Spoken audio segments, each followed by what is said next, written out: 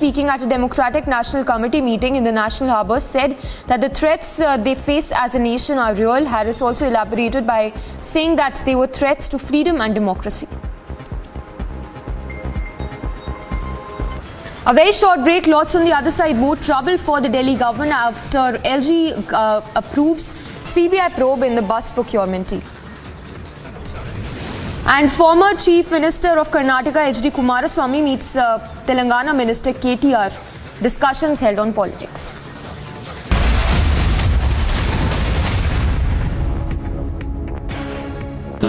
Amity faculty have filed over 1,600 patents. Yet another reason why Amity has been conferred with the National Intellectual Property Award by Government of India for being the top Indian academic institution for patents and commercialization.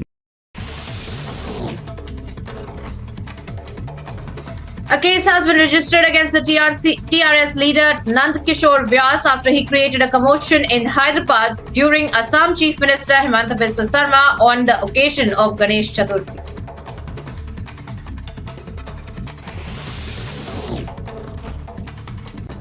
Three shooters linked to the Lawrence Bishnoi and Goldi Brar gang were apprehended with pistols in their possession in Nepal. Despite being warned to surrender at the time of the apprehension, assailants fired rounds aiming towards the police party while attempting to flee, with one bullet landing at the bulletproof vest of one of the personnel.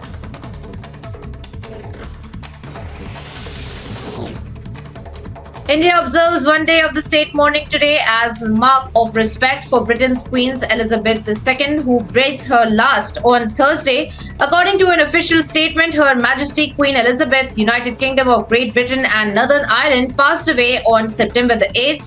And as a mark of respect to the departed dignitary, the Government of India has decided that there will be a one-day state mourning. Vaccine maker Serum Institute of India was duped for more than ₹1 crore when fraudsters sent the company messages in the name of their Chief Executive Officer Adar Poonawalla and asking for a transfer of money. The development was confirmed by the Pune police, and an FIR for cheating and offences under the Information Technology Act have been registered against the unidentified persons.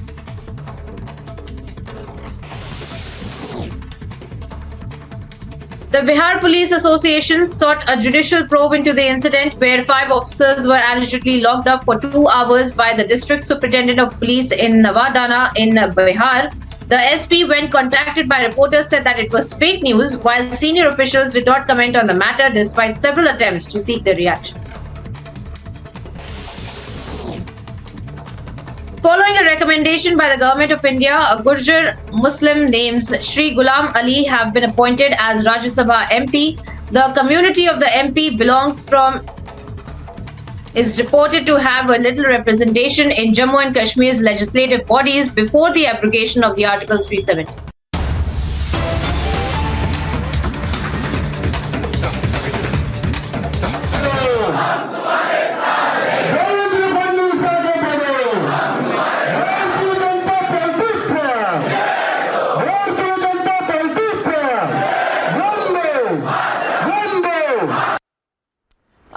Visuals coming in of Union Minister Anurag Thakur, who met district administration and local leaders ahead of election in Maharashtra's Dombivli area. The visuals on your screens as well, in which you can see people are present there in large numbers to attend this event that was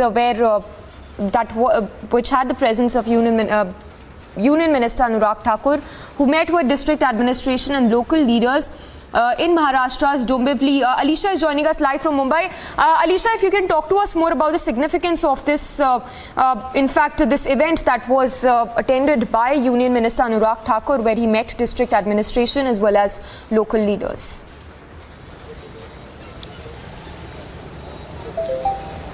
Well, Samisha, where senior BJP leader and Union Minister Anurag Thakur, who is on a 3-day visit in Kalyan Dombivli constituency. So this is ahead of Lok Sabha election 2024. But importantly, we have been also reporting right outside from the same meeting where Anurag Thakur has been meeting the district administrations and the local leaders here in Dombivli. So he will be here for the 3 days. He is going to review the party situation ahead of election. He already held a meeting with the core committee members members of Lok Sabha. Also, the time he reached to the same constituency, because Shrikant Shinde, who is the son of Chief Minister Eknath Shinde, has welcomed Anurag Thakur, and they also held a meeting which is a core committee member meeting that has already held in the afternoon. And now where Anurag Thakur, who has been meeting the local leader, the administration, and we even saw there is a preparation of the Bharatiya Janata Party for the upcoming election that will be held in Maharashtra in 2024. So here this is a constituency of Kalyan Dombivli constituency where Anurag Thakur will be there for the 3 days. Now he already held a meeting with the Lok Sabha core committee members, and now he's been meeting district administration and the local leaders of Kalyan Dombivli, and later there could be a press conference. We will give a brief description over what will be the strategy of the Bharatiya Janata Party, because this is a constituency which is now under the which comes under the strategy of Bharatiya Janata Party, where the union minister itself is here in the same constituency. He is reviewing the party's situation for the upcoming election, and which will also help for the municipal corporation election as well. So this is strategy where the union ministers has been keeping an eye on, and he will be here for the 3 days. We'll wait for the event press conference where the detailed information from the Anurag Thakur will be given what exactly the strategy of the Bharatiya Janata Party for the upcoming election. All right, Alisha, thank you so much for getting us those details. So crucial meeting there ahead of bypolls in Dombivli. A lot of political significance attached to this 3-day visit by Union Minister Anurag Thakur in in Maharashtra's Dombivli area. This building suddenly collapsed today at around 7:45 a.m. Students there are protesting against the construction of a temple on the campus. Picture of Manish Sisodia, this effigy will be burnt by BJP workers.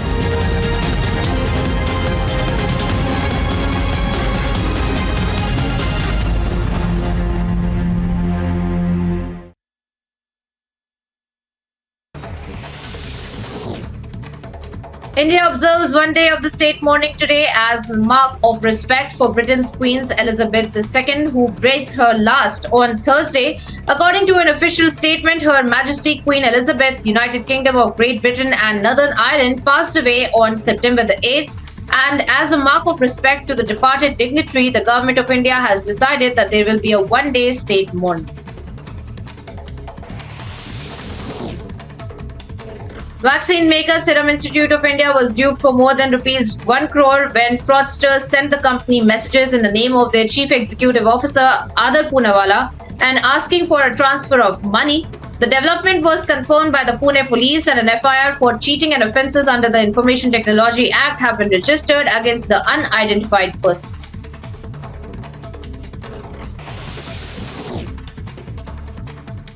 The Bihar Police Association sought a judicial probe into the incident where 5 officers were allegedly locked up for 2 hours by the District Superintendent of Police in Navadana in Bihar.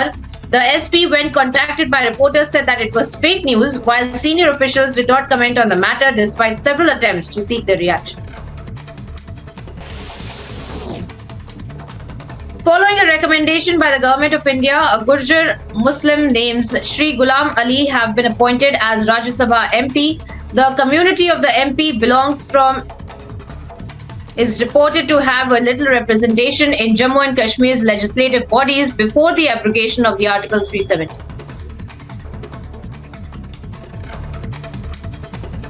And here's some news in brief, viewers. The Enforcement Directorate stopped the TMC leader Abhishek Banerjee's sister-in-law at the Kolkata airport, and summons issued to the kin of the leader connected to the coal mining case in West Bengal. The summons were given to her as she was flying to Bangkok.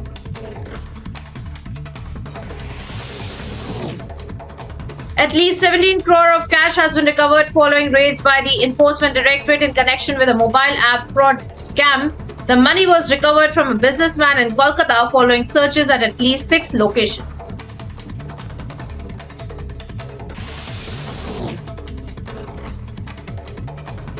A case has been registered against the TRS leader Nand Kishore Vyas after he... और ये press वार्ता जो है ये फिर से आपके पाप को उजागर करने के लिए की जा रही है और ये कहना गलत नहीं होगा, आप सरकार की एक ही है खूबी, आप सरकार की एक ही है खूबी, पूरी तरह से ये भ्रष्टाचार में है डूबी। आप जानते हैं भारतीय जनता पार्टी ने इस मंच से और जो हमारी प्रदेश इकाई है उसने पुरजोर तरीके से अरविंद केजरीवाल जी का भ्रष्टाचार जो है उसको उजागर किया है। जनता की आवाज बनके, चाहे वो आबकारी घोटाला हो, चाहे वो क्लासरूम घोटाला हो, और आज डीटीसी की जो बसेस हैं उसमें भी एलजी महोदय ने सीबीआई जांच की सिफारिश को स्वीकार करके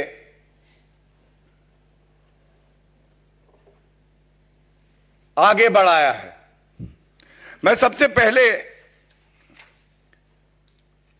यह घोटाला है क्या, क्या अनियमितताएं पाई गई हैं और इन भ्रष्टाचारियों का मोडस ऑपरेंडी क्या रहता है, यह बताने का प्रयास करूंगा। दिल्ली की जनता सोच रही है कि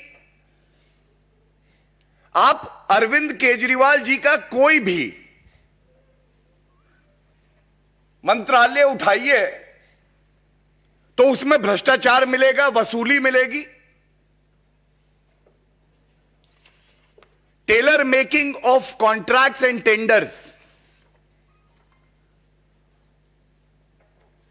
ऐसा निविदा बनाओ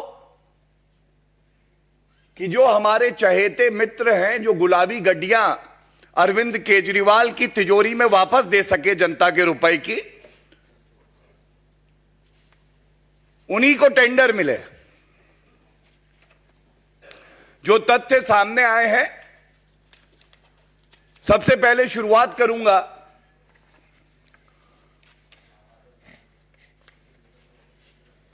अरविंद केजरीवाल जी जब चुनाव दिल्ली का लड़े तो इनकी 10 गारंटी थी। आज यह कहना गलत नहीं होगा, अरविंद केजरीवाल पर्याय बन गए हैं भ्रष्टाचार का, लूट खसोट का। और एक गारंटी है, अरविंद केजरीवाल है तो भ्रष्टाचार है। कहते थे कि दिल्ली में 11,000 से ज्यादा डीटीसी बस देंगे।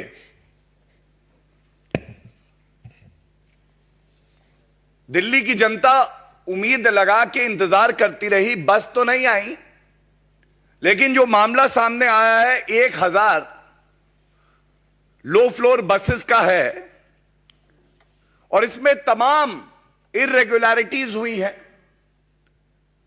यह पहली बार देखा गया ट्रांसपोर्ट मिनिस्टर कैलाश गहलोत, इनको बोर्ड का चेयरमैन बना दिया, जो एक अधिकारी होता था। अब पूछा जाएगा यह क्यों हुआ? सुविधा के लिए होता है यह।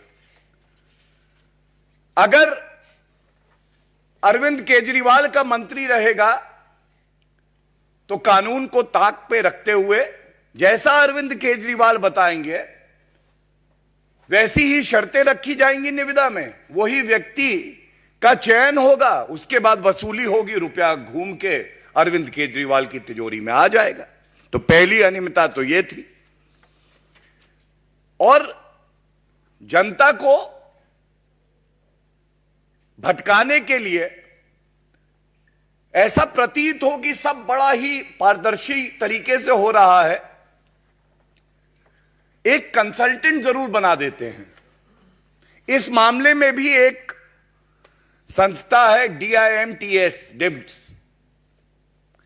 इसको कंसल्टेंट बनाया। विचित्र बात यह है कि इस कंसल्टेंट ने कंसल्टेशन जो किया वो ये किया कि कैसे वसूली का रुपया, ये काला धन, गुलाबी गड्डियां अरविंद केजरीवाल तक पहुंच जाएं और भ्रष्टाचार पूरा हो जाए। जो L1 था, बड़ी ही प्रतिष्ठित कंपनी थी, लेकिन L1 से इनकी सांठगांठ नहीं थी। इन भ्रष्टाचारियों को जनता का जितना रुपया चाहिए था वो एक ईमानदार कंपनी देने के लिए नहीं तैयार थी। तो इन्होंने एक और कंपनी जो इनकी चहेती थी, जिसको इनको चिन्हित करके सेलेक्ट करना था, JBM, उसको बातचीत के लिए बुलाया। सवाल पूछा जाएगा, L1 जनता का कम रुपया खर्च करके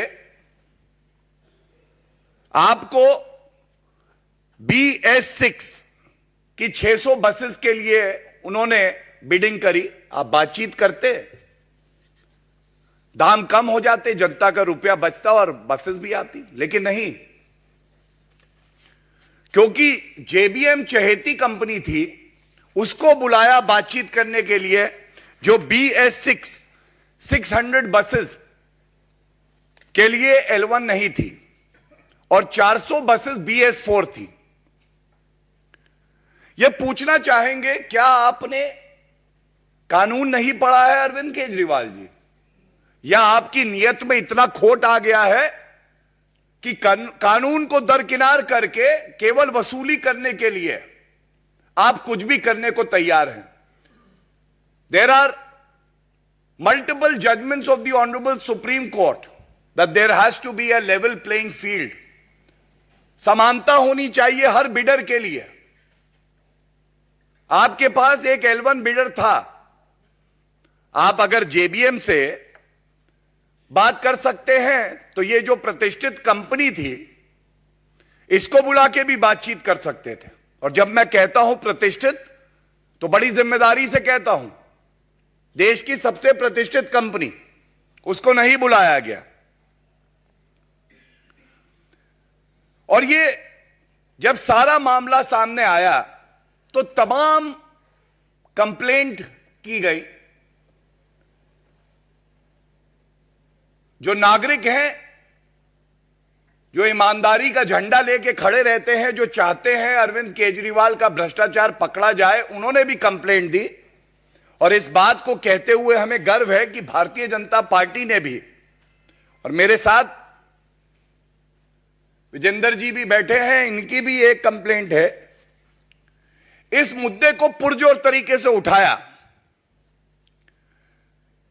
एक कमिटी का गठन हुआ, retired IAS officer OP Agarwal ji ने जो सारे बिंदु थे उसका गहरा अध्ययन किया, और गहरा अध्ययन करने के बाद एक रिपोर्ट दी गई। और इस रिपोर्ट में बिल्कुल स्पष्ट हो गया कि तमाम ऐसी अनियमितताएं जानबूझ के करी गई, कानून की अनदेखी करते हुए, क्योंकि मकसद केवल एक था। मकसद यह था कि जो हमारे मित्र हैं उन्हीं को हम ये टेंडर दें और इन मित्रों से हम भ्रष्टाचार का इत्र लगाएं। और मैं ये बता दूं कि ये अनियमितताएं इतनी चिंताजनक हैं कि सोच के डर लगता है कि अरविंद केजरीवाल जी कितनी लूट खसोट करना चाहते हैं। जनरल फाइनेंशियल रूल्स होते हैं। अरविंद केजरीवाल जी, आप बताइए, जनरल फाइनेंशियल रूल्स का पालन आपने क्यों नहीं किया? क्या आप अपने आप को संविधान से और कानून से ऊपर समझते हैं?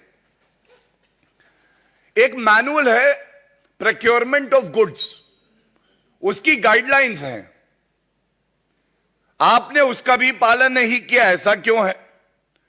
और जैसा हमने आपके समक्ष रखा था जब क्लासरूम घोटाला हुआ था, सीवीसी की अपनी गाइडलाइंस हैं कि जब सरकारी रुपया खर्च होगा तो पारदर्शिता भी होनी चाहिए और जितने मानक हैं उन सब का पालन करना जरूरी है। और पुनः अरविंद केजरीवाल जी ने कहा कि नहीं, सीवीसी जरूरी नहीं है, मेरे लिए तो करप्शन जरूरी है। अगर मैं आया हूं तो करप्शन तो करूंगा ही करूंगा, जनता का रुपया तो मुझे लूटना ही है। ये जो सवाल हम लोग यहां से पूछ रहे हैं, ये गंभीर सवाल हैं। और सबसे महत्वपूर्ण,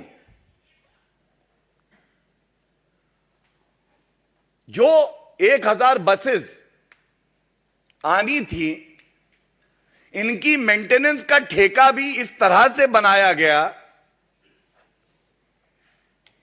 कि जो इनबिल्ट 3 साल की मेंटेनेंस होती है मुफ्त, आप किसी से नई बस लेंगे तो वो कंपनी आपको कुछ साल के लिए मेंटेनेंस देगी, उसको जोड़ दिया मेंटेनेंस कॉन्ट्रैक्ट में, जिससे कि भारी रकम हम दें इस कंपनी को, वापस हमारे पास घूम के आए, और जो इनबिल्ट मेंटेनेंस प्राइस में है उसको दोबारा फैक्टर इन कर दिया इन्होंने अपने मेंटेनेंस कॉन्ट्रैक्ट में। ये कुछ प्रमुख बिंदु मैंने आपके समक्ष रखे, और तथ्य हैं जो भी रखे जाएंगे, लेकिन अब मैं कुछ मुख्य बातें आपके समक्ष रखना चाहता हूं। जब सत्येंद्र जैन जेल की सलाखों के पीछे गए, उससे पहले उनको सर्टिफिकेट अरविंद केजरीवाल ने दिया था कि कट्टर ईमानदार हैं। ईमानदारी देखिए, 3.5 महीने से जेल में है। लेकिन एक बदलाव आया। आज मैंने प्रेस वार्ता सुनी आम आदमी पार्टी की, एक गंभीर आरोप आता है। जो अपने आप को कट्टर ईमानदार पार्टी कहती है, उसका प्रवक्ता आके ये नहीं कहता है कि घोटाला नहीं हुआ। आप इस बात पे ध्यान दीजिएगा। आज आम आदमी पार्टी ने यह नहीं कहा कि घोटाला नहीं हुआ, उन्होंने एक और मुद्दे को उठाया, और जो उनका मूल चरित्र है कि मुख्य मुद्दे से भटका दो, सही काम को लटका दो, वही काम आज कर रहे थे। अगर आप मुख्य मुद्दे से भटकाएंगे तो मैं ये जरूर कहूंगा कि आप अगर लटकाना जानते हैं ना, तो जनता झटका देना जानती है। दूसरी प्रमुख बात जो उठाना चाहेंगे, आज यह भी नहीं कहा गया कि हम कट्टर ईमानदार हैं, और मजबूरी है जब एक के बाद एक हवाला घोटाला, स्वास्थ्य मंत्री जेल में, उप मुख्यमंत्री मनीष सिसोदिया आबकारी घोटाला, अब ट्रांसपोर्ट डिपार्टमेंट का डीटीसी बस घोटाला, पंजाब के स्वास्थ्य मंत्री घोटाला करके जेल में जा चुके। तो अब कैसे कहेंगे हम कट्टर ईमानदार? और जनता भी समझ गई है ये कट्टर बेईमान है। एक बात और इनकी प्रेस वार्ता में आई, और जनता बड़ी समझदार है, वो भी अचंभित थी। इन्होंने कहा कि देखिए, जब बस आई नहीं तो घोटाला कैसे हुआ? अरविंद केजरीवाल जी चोर शातिर है, चोर चोरी करने जाता है, पुलिस दबोच लेती है, जनता पकड़ लेती है, चोरी करने से पहले पकड़ा जाता है। चोर कहता है मैं ईमानदार हूं क्योंकि चोरी नहीं करी। चोरी करने का प्रयास मंशा जो आपकी है, और क्या यह सत्य नहीं है? कि आपने शिकायत जब आई तो ये जो 1000 बसेस का जो टेंडर आपने अवॉर्ड किया था, इस पे रोक लगाई। ये तथ्य आपने जनता के बीच में क्यों नहीं रखा?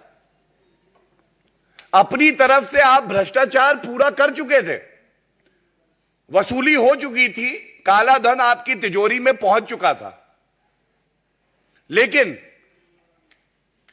जब एक मजबूत विपक्ष दिल्ली में भारतीय जनता पार्टी है और अपनी जिम्मेदारी का निर्वहन करके शिकायत करी, जनता की आवाज बनी, आप पे दबाव बना, आपको लगा हां हमारी चोरी पकड़ी गई है, तब आपने कहा ये जो अवार्ड दिया है बसेस का, इस पे रोक लगा दी जाए। अरविंद केजरीवाल जी, आपसे पूछना चाहेंगे, क्या यह तथ्य सही नहीं है? और आज यह जरूर आपसे पूछा जाना चाहिए, आप इधर उधर की बात मत करिए। आप हमें जो प्रश्न हम यहां से उठा रहे हैं उनका उत्तर जरूर दीजिए। आप ये बताइए,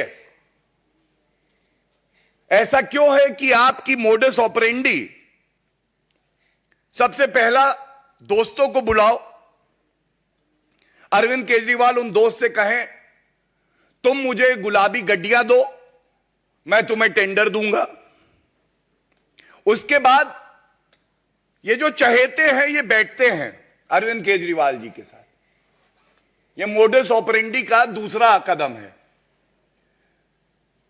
टेंडर दिल्ली की भ्रष्टाचारी सरकार में सरकार नहीं बनाती है, वो मित्र बनाते हैं। वो बताते हैं अरविंद केजरीवाल जी थोड़ा सा क्वालिटी कम हो जाए चलेगा, रुपया बढ़ा देते हैं आपका। कहें ठीक है भाई, तो टेलर मेकिंग ऑफ टेंडर, काट छाट ऐसी करो कि कोई और ना क्वालिफाई करे, केवल मित्र ही आए। तीसरा, फिर केवल मित्रों को टेंडर जो है वो दे दिया जाता है, बाकी सब बाहर हो जाते हैं। जब टेंडर दिया जाता है तो वसूली भी पूरी हो जाती है, और जब वसूली पूरी हो जाती है तो दो उदाहरण दूंगा। आबकारी घोटाले में जब पकड़े गए तो वही नीति जो कह रहे थे अच्छी है उसको वापस ले लिया और यहां पे टेंडर दे के रोक लगा दी। ये क्या दर्शाता है कि जब चोर पकड़ा जाए तो कहे कि नहीं भाई गलती हो गई, माफ कर दीजिए, लेकिन चोरी तो की ना अरविंद केजरीवाल जी आपने। इसीलिए आज दिल्ली की जनता यह कह रही है, ऐसे मुख्यमंत्री को जिसके हर मंत्रालय में भ्रष्टाचार है, मुख्यमंत्री की कुर्सी पर बने रहने का कोई हक नहीं है। और हम ये उम्मीद करते हैं ये जो मुख्य बिंदु उठाए हैं इस पे अरविंद केजरीवाल जी जरूर उत्तर देंगे। धन्यवाद। मेरा आग्रह है माननीय आदेश गुप्ता जी से कि आपको संबोधित करें। माननीय आदेश जी। धन्यवाद संजय जी। सभी पत्रकार मित्रों को मेरा नमस्कार। अभी हमारे राष्ट्रीय प्रवक्ता गौरव जी ने बहुत सारे बिंदु इस बड़े भ्रष्टाचार के बारे में उठाए हैं। अरविंद केजरीवाल की सरकार स्वराज से शराब और फिर शराब से भ्रष्टाचार के सफर में इतनी डूब गई है कि वो जो भी काम करते हैं, जो भी खरीद फरोख्त होती है, वो बिना भ्रष्टाचार के होती ही नहीं है। और जैसे कल जिस जांच के आदेश हुए डीटीसी बस खरीद के घोटाले में, वो इस कड़ी की एक नई फेहरिस्त बनी है। दिल्ली में 1000 बसों की खरीद का टेंडर होता है और वो टेंडर में बहुत सारी अनियमितताएं होती हैं। बसों की खरीद में अपनी चहेती कंपनी को फेवर करने के लिए टेंडर के नियमों का, प्रोक्योरमेंट के नियमों का सीवीसी की गाइडलाइंस को धज्जियां उड़ाकर अपनी चहेती कंपनी को टेंडर दिया जाता है, ठेके दिए जाते हैं। उसमें जो हजारों करोड़ों रुपए का भ्रष्टाचार किया है, उससे ये बिल्कुल साफ लग रहा है कि अरविंद केजरीवाल सीवीसी नहीं मानते हैं। उनका एक ही काम करने का तरीका, उनके लिए सीवीसी गाइडलाइन नहीं है, उनके लिए है DCC, direct cash collection. Arvind Kejriwal हर टेंडर में, हर पॉलिसी में जो दिल्ली सरकार बनाती है, उसमें उनका एक ही उद्देश्य है, DCC, direct cash collection of आम आदमी पार्टी। और इसीलिए दिल्ली में जब से आई है, आप कर रही है रोज भ्रष्टाचार का पाप। दिल्ली में जब से आई है, आप कर रही है रोज भ्रष्टाचार का पाप।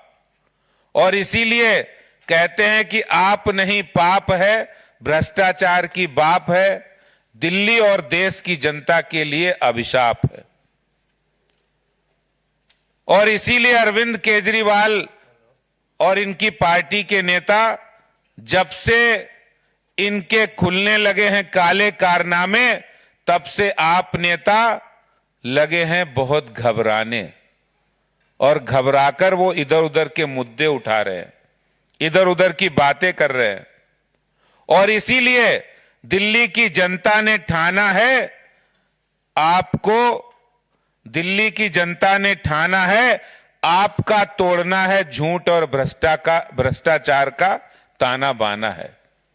आपका जो आम आदमी पार्टी के झूठ और भ्रष्टाचार का ताना बाना तोड़ने का जो संकल्प दिल्ली की जनता ने लिया है, जिस टेंडर की, जिस बसों की खरीद की वो लोग मना कर रहे हैं कि हमने तो बसें नहीं खरीदी, मैं उनसे पूछना चाहता हूं कि आपने शराब घोटाला किया था, नई शराब नीति बनाई थी, कह रहे थे बहुत अच्छी शराब नीति है, जैसे ही उसमें घोटाला सामने आए, सीबीआई की जांच हुई, वापस ले लिया। इसी तरह टेंडर किया 1000 बसों की खरीद की, घोटाला सामने आया, कमियां सामने आई, नियमों का उल्लंघन करके आपने कैलाश गहलोत जो परिवहन मंत्री, उनको बोर्ड का चेयरमैन बनाया। इसलिए बनाया कि हमारा फेवर हो सके, बोर्ड में टेंडर अप्रूव हो सके। और आपने उस घोटाला, उस जो टेंडर का घोटाला, खरीदी का घोटाला किया, जैसे ही घोटाला सामने आया, टेंडर वापस ले लिया। तो एक नहीं, अनेक घोटाले, लूट सामने आ रही है, और जब वो पकड़ी जा रही तो आप मुद्दे को भटकाने की बात कर रहे हैं।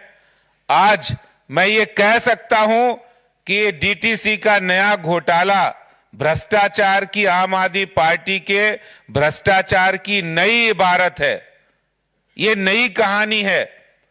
और अब ये स्पष्ट हो गया है, अरविंद केजरीवाल का मतलब हो गया है लूट, खजाने की लूट।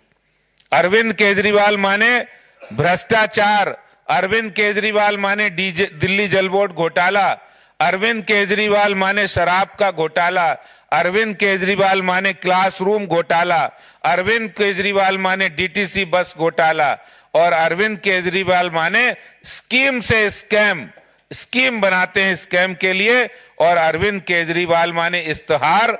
अरविंद केजरीवाल का मतलब आज ये हो गया है कि काम में जीरो और प्रचार में हीरो।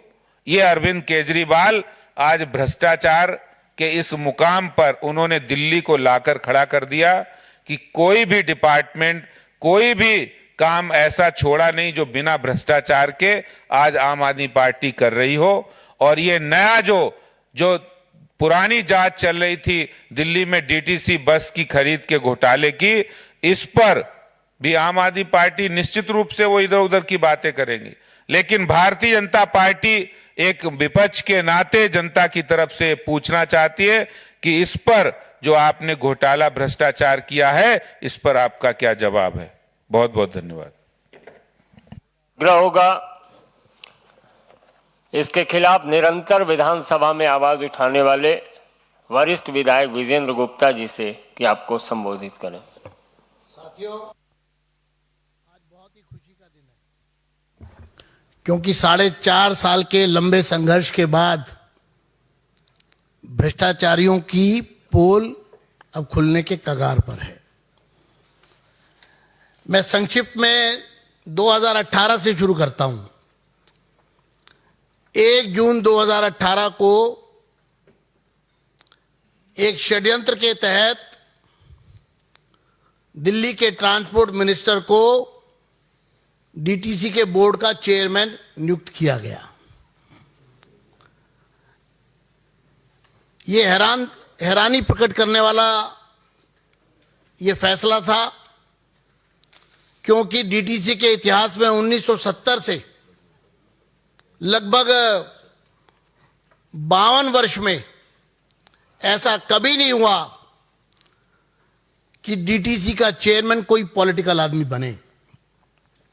लेकिन चूंकि भ्रष्टाचार की नींव रखी गई 1 जून 2018 को, ये जो 1000 लो फ्लोर बसेस खरीदने का मामला है, ये तभी से चल रहा है। जून 1 को चेयरमैन की अपॉइंटमेंट होती है और जून के महीने में ही एक दागदार कंपनी जेबीएम लिमिटेड, उसका पदार्पण दिल्ली की सरकार में होता है और वो एक प्रपोजल लेकर आता है और वो प्रपोजल दिया जाता है। देखिए प्रपोजल कितना मजेदार है। प्रपोजल में था कि बस खरीदेगी सरकार, लेकिन उसका जो रजिस्ट्रेशन होगा उसमें 2 को ओनर होंगे, एक जेबीएम और एक दिल्ली की सरकार। प्रॉपर्टी सरकार की, लेकिन को ओनरशिप एक प्राइवेट आदमी के साथ।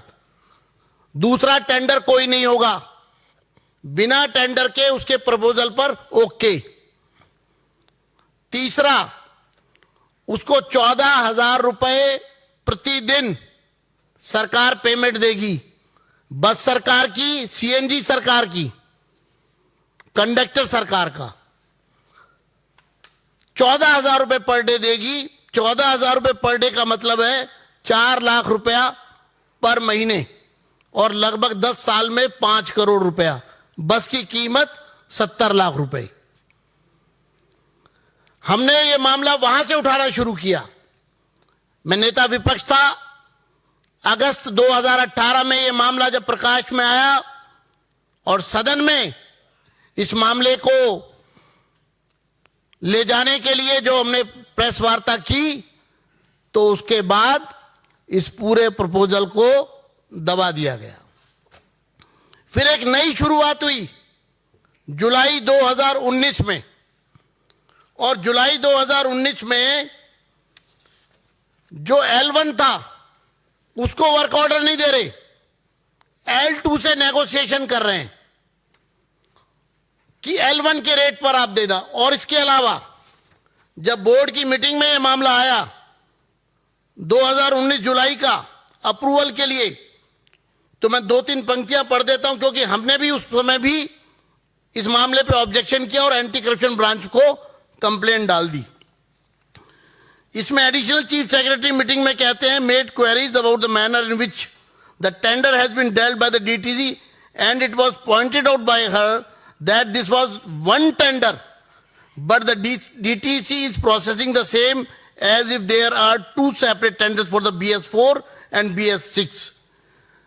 टेंडर एक,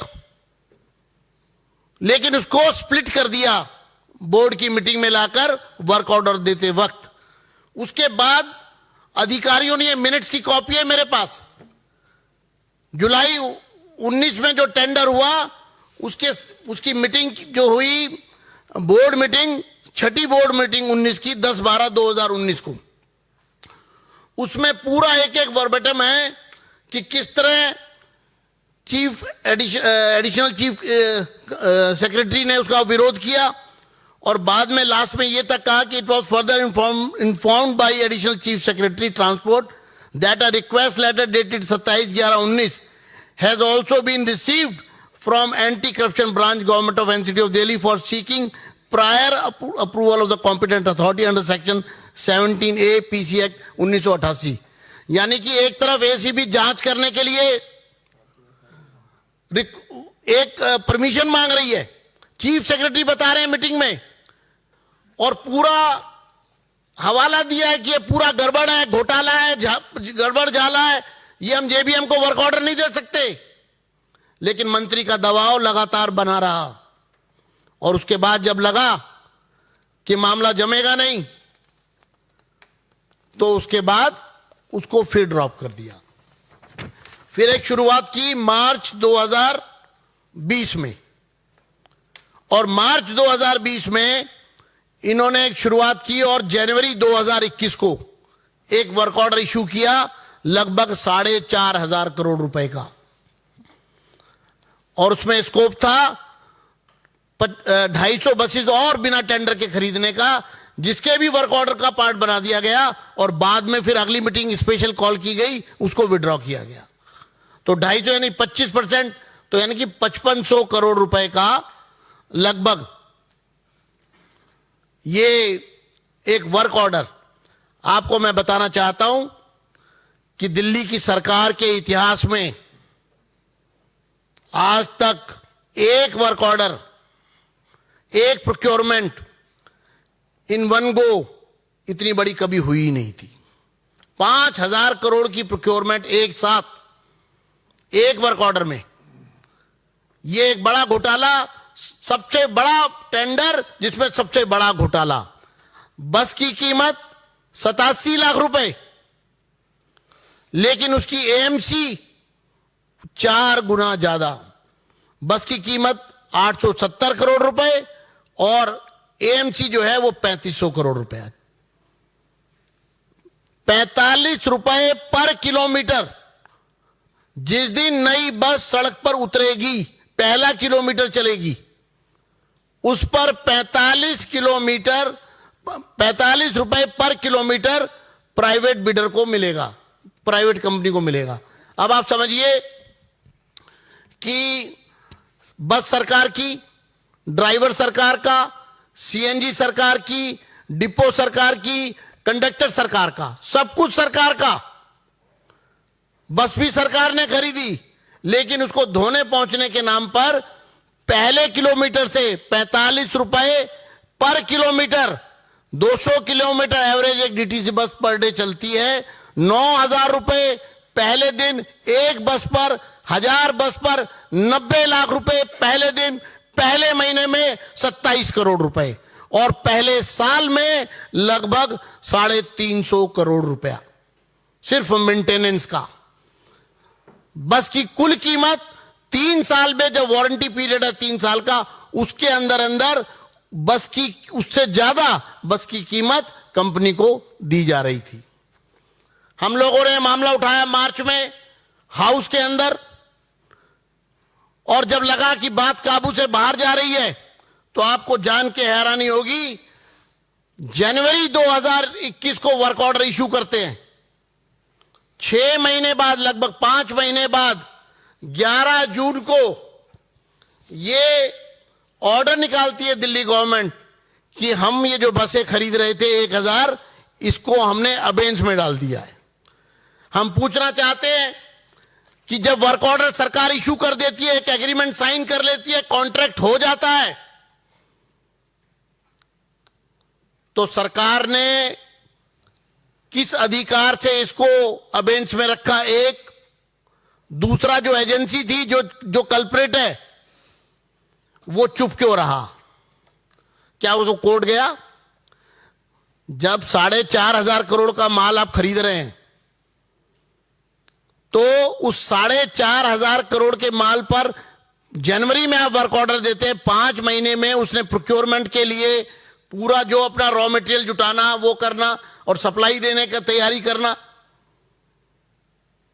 और हमारा सीधा आरोप है कि जनवरी में जब वर्क ऑर्डर इशू किया गया, वर्क ऑर्डर के साथ ही रिश्वत ली गई। सरकार में वर्क ऑर्डर के साथ कैश, मोटा माल, केजरीवाल के लोगों ने, केजरीवाल जी ने लिया वर्क ऑर्डर देने के बदले में, और जून में उस ऑर्डर को, वर्क ऑर्डर को अबेंच में डाल दिया। 16 जून 2021 को लेफ्टिनेंट गवर्नर ने एक कमेटी गठित की। उस कमेटी की रिपोर्ट में साफ रूप से यह आ गया कि एनुअल मेंटेनेंस कॉन्ट्रैक्ट में भारी घपला हुआ है, लेकिन मैनिपुलेशन की गई और क्लीन चिट का भ्रम पैदा करने की लोगों के बीच में कोशिश की गई। उसके बाद मामला सीबीआई को सौंप दिया गया 16 अगस्त 2021 को, और 21 सितंबर 2021 को सीबीआई ने प्राथमिकी दर्ज कर ली। अब आप देखिए, एक प्राथमिकी दर्ज है और उपराज्यपाल महोदय ने जो रिकमेंडेशन दी है और उसमें साफ रूप से ये रिक्वेस्ट भेजी है, डायरेक्शन दी है कि जो पी रजिस्टर्ड है 4A 2021 उसके साथ इसको क्लब करके और इस केस में कार्रवाई की जाए। आपको मैं बताना चाहता हूं डीटीसी की हालत क्या है। 2014-15 में जब ये लोग आए थे तो डीटीसी का घाटा था 1019 करोड़ 36 लाख रुपए सालाना 2014-15 में।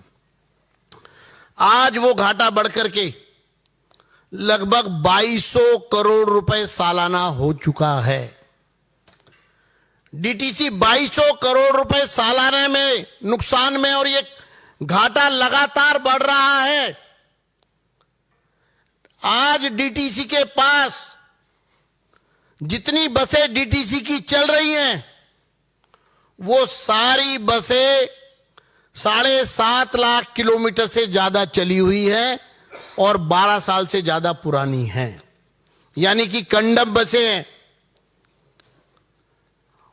उनकी मेंटेनेंस पे आप जानते हैं इन्होंने एक एग्रीमेंट किया जिसके मिनट्स मेरे पास हैं कि जो बसें एक्सपायर्ड हो गई हैं, जिनका टाइम पीरियड पूरा हो चुका है, जो 7.5 लाख किलोमीटर चल चुकी हैं, हर बस का 50 लाख रुपया मेंटेनेंस का कॉन्ट्रैक्ट किया है।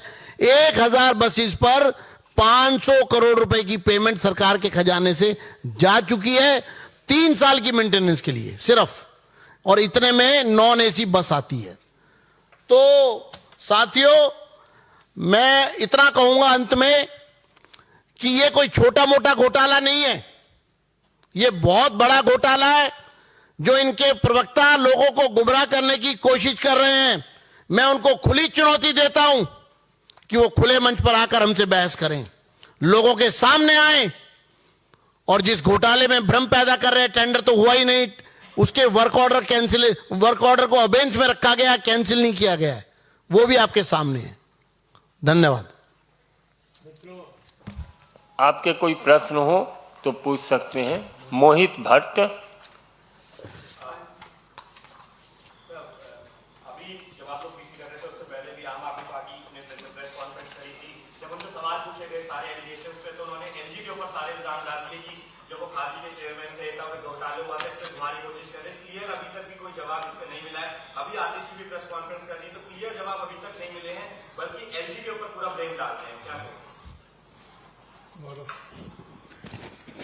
देखिए, एक विशेषता आम आदमी पार्टी की है, जब जग जाहिर हो गया कि आप नहीं पाप है, हर जगह भ्रष्टाचार है, आप जनता का सवाल पूछिए, वो इधर उधर की बात करने लगते हैं। और मैं ज्यादा समय ना लूं, लेकिन एक बात जरूर कहूंगा, आबकारी घोटाले में विदेशी न्यूज़पेपर दिखाने लगते हैं, हमारे एमएलए को तोड़ा जा रहा है, तथ्य बाद में सामने आ जाते हैं। आज सच्चाई यह है कि दिल्ली की जनता को जो सुविधाएं मिलनी चाहिए थी उसमें आप घोटाला कर रहे थे, भ्रष्टाचार कर रहे थे, काली कमाई इकट्ठा कर रहे थे। और अरविंद केजरीवाल जी, आप मस्त रहे, जनता त्रस्त रहे, यही आपका उद्देश्य है, यही मकसद है। और कोई प्रश्न?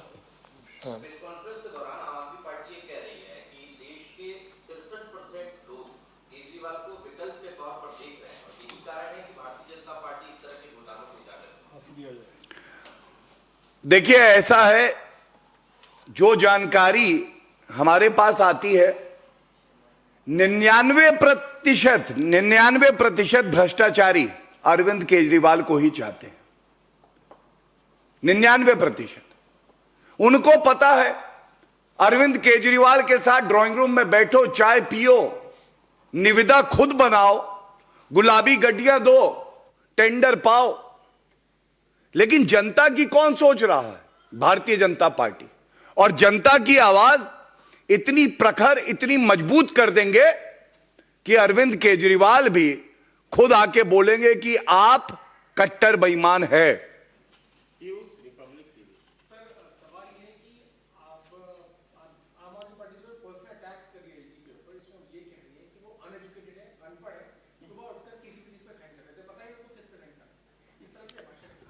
मैंने वो सुना और मैं आपका धन्यवाद देना चाहूंगा।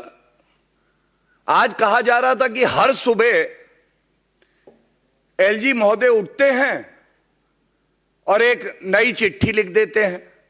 जनता तो ये कह रही है कि ये जरूरत क्यों पड़ती है कि हर सुबह जब हम उठते हैं तो आम आदमी पार्टी का एक और भ्रष्टाचार सामने आ जाता है। और जिस तरह से एक व्यक्ति कानून का सहारा लेके आपको डेफेमेशन का नोटिस देता है और उसको फाड़ दिया जाता है, यह खुद में दिखाता है कि आम आदमी पार्टी एक अराजक अपराध पार्टी है। अराजक अपराध पार्टी आप।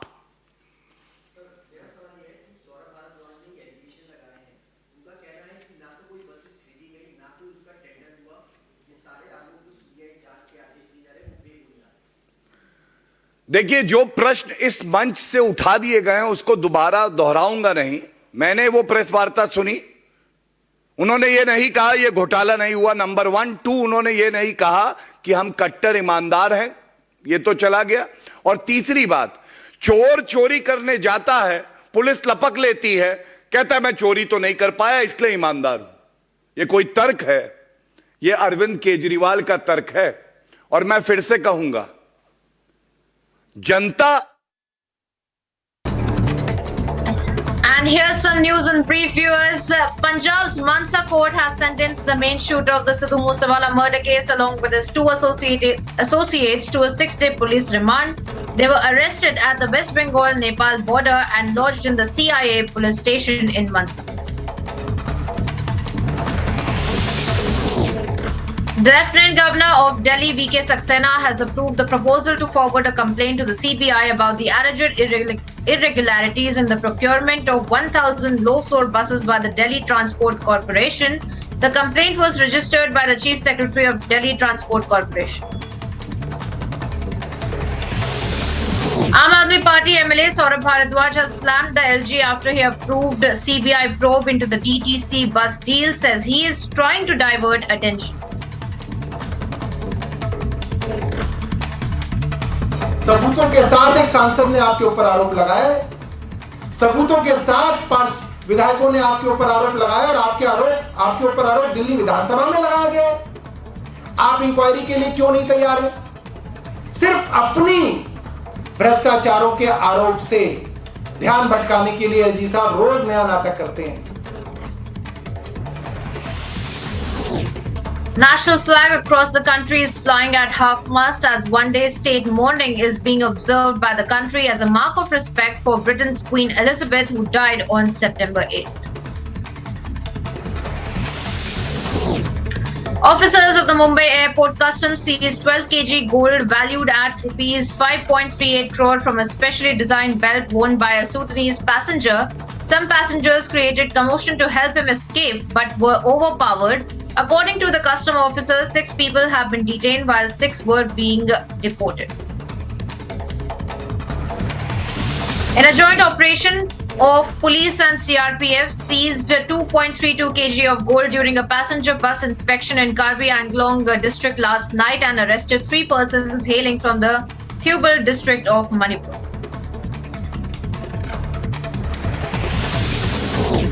A case has been registered against the TRS leader Nandkishore Vyas after he created a commotion at the Hyderabad during Assam Chief Minister Himanta Biswa Sharma on the occasion of Ganesh Chaturthi.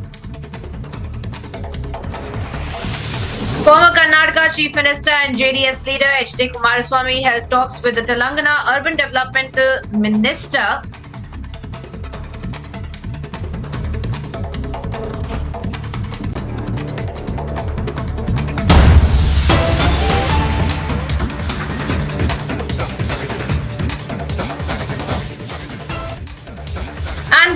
to some breaking updates that we are getting now, viewers. Now, another such incident has come to light from Noida, where a shocking CCTV that has emerged, which shows a fresh incident where a resident has once again assaulted the security personnel.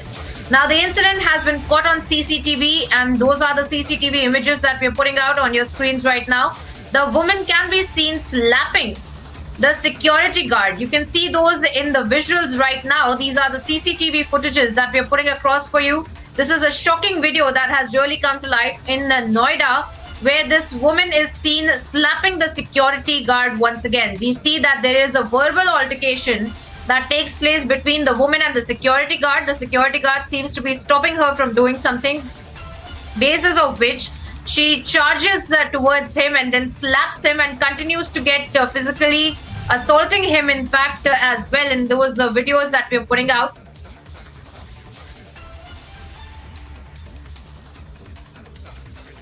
And those are the visuals that we are putting out on your screens right now, viewers. This is a shocking development, really, that has come to light of this woman. The brazen attitude of this woman, once again, that has come to light, where she is seen slapping the security guard.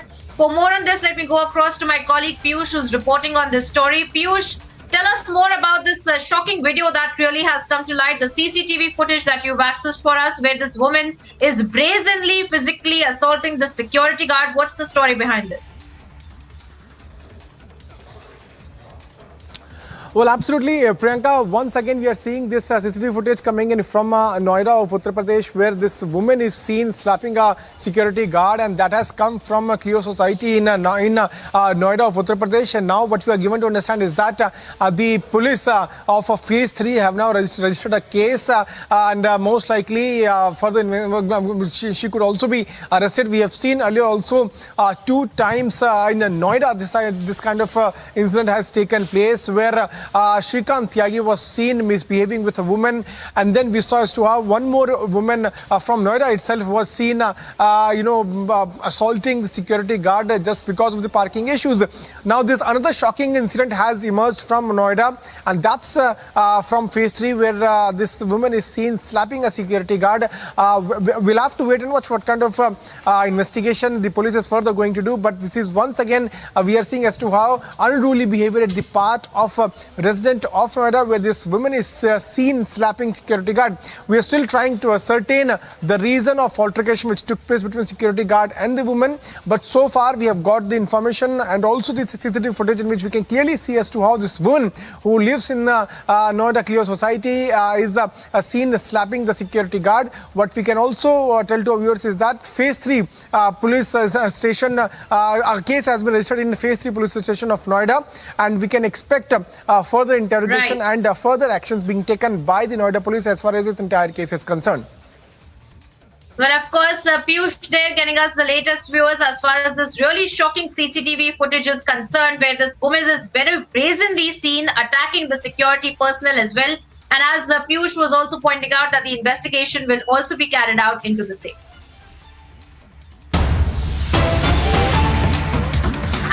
Across to some more breaking updates that we're picking up, this time with respect to Abhishek Banerjee and the trouble really mounting for his sister-in-law. First, in fact, getting you the visuals of Abhishek Banerjee's sister-in-law, who was stopped at the Kolkata airport by immigration officials.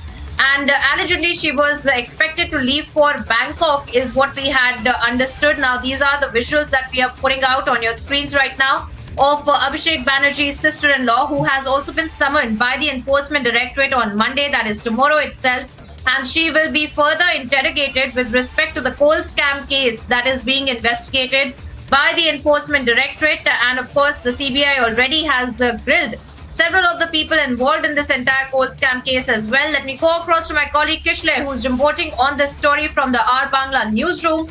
Kishle, tell us more. We have been talking about this entire case since morning, and we had seen how Abhishek Banerjee's sister-in-law had been stopped at the Kolkata airport. Tell us more, what is in store with respect to the investigation that will go on tomorrow when she has been summoned by the authorities? Well, exactly, Priyanka. We are showing this visual first on Republic Network, where we can see that the Abhishek Banerjee's sister-in-law, Maneka Gambhir, she is returning from the airport. This visual is from yesterday night. Around 6:30 p.m. she reached the airport and she was going to take a flight to Bangkok around 9:45, but she was stopped, as I was saying, as we were discussing before, Priyanka.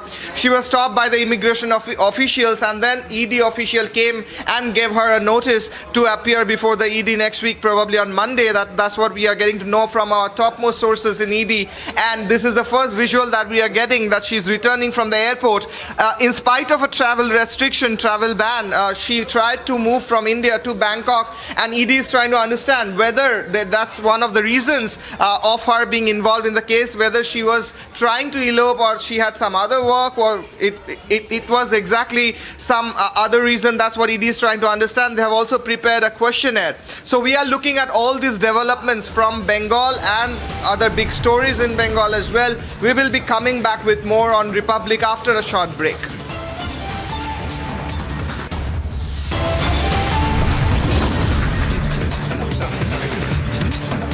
And also much more coming up on the other side, viewers. It is the Queen's mortal remains being taken to London, getting you all the updates on the other side on SAVE.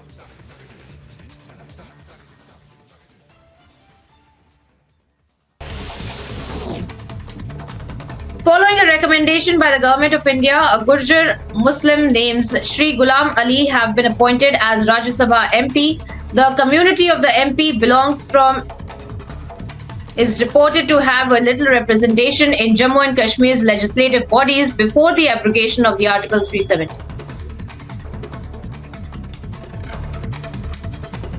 And here's some news in brief, viewers. The Enforcement Directorate stopped the TMC leader Abhishek Banerjee's sister-in-law at the Kolkata airport, and summons issued to the kin of the leader connected to the coal mining case in West Bengal. The summons were given to her as she was flying to Bangkok.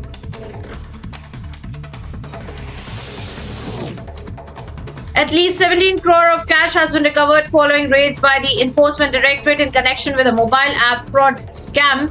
The money was recovered from a businessman in Kolkata following searches at least 6 locations.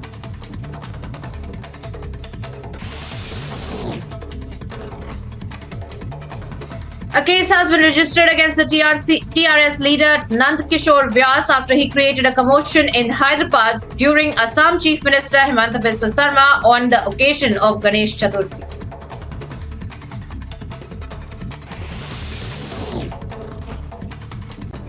Three shooters linked to the Lawrence Bishnoi and Goldi Brar gang were apprehended with pistols in their possession in Nepal. Despite being warned to surrender at the time of the apprehension, assailants fired rounds aiming towards the police party while attempting to flee, with one bullet landing at the bulletproof vest of one of the personnel.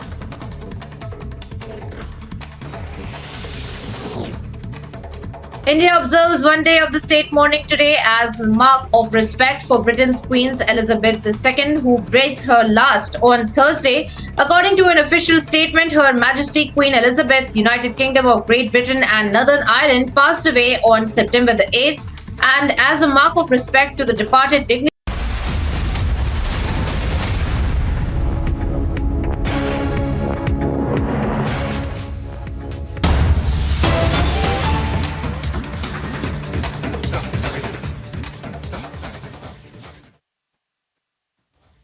Now, viewers, those are the live shots that we are picking up of the Operation Unicorn that has swung into action to transport the mortal remains of the Queen to the London funeral. And now we had seen the Queen Elizabeth II's death in Scotland that had triggered a series of carefully constructed ceremonial and constitutional procedures as Britain and the rest of the nation, in fact, the rest of the world, continues to mourn. And we are seeing the Operation Unicorn that is coming to light for transporting the mortal remains of Queen as well. Now, at the time of Saturday afternoon, Queen Elizabeth's body was at the Balmoral Castle in the northeast Scotland, from where she is being transported right now.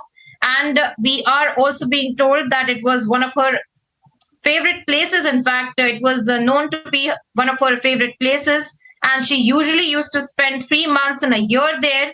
And that is why it is of utmost importance as well. And we are now seeing that the Operation Unicorn, the plan on what to do next in the event of Queen's death in Scotland, is in action. That is the Operation Unicorn right now. And the Queen's body, in fact, is expected to leave the Balmoral Castle, from where it is leaving right now. The live images of that mortal remains of the Queen being shifted from Scotland's capital, Edinburgh, as well, is what we are tracking. Now, her coffin, in fact, we're being told, will rest at the official royal residence, where there is a medieval palace called the Holyrood House at the foot of the city's Royal Mile. Now, those are the latest images of that operation as well.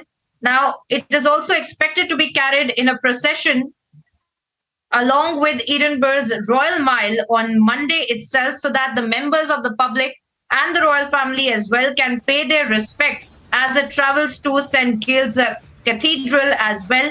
And since the entire news has broken out, viewers, we have been tracking how the mourners have come in to pay their respects to the Queen as well. We'll be tracking all the latest as far as the Operation Unicorn is concerned. Right now, slipping into a very short break.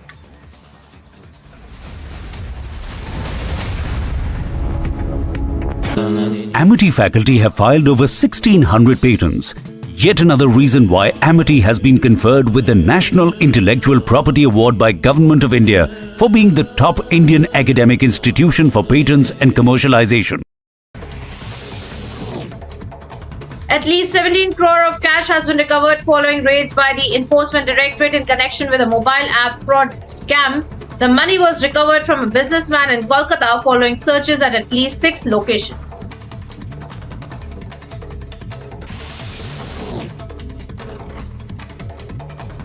A case has been registered against the TRS leader Nand Kishore Vyas after he created a commotion in Hyderabad during Assam Chief Minister Himanta Biswa Sarma on the occasion of Ganesh Chaturthi.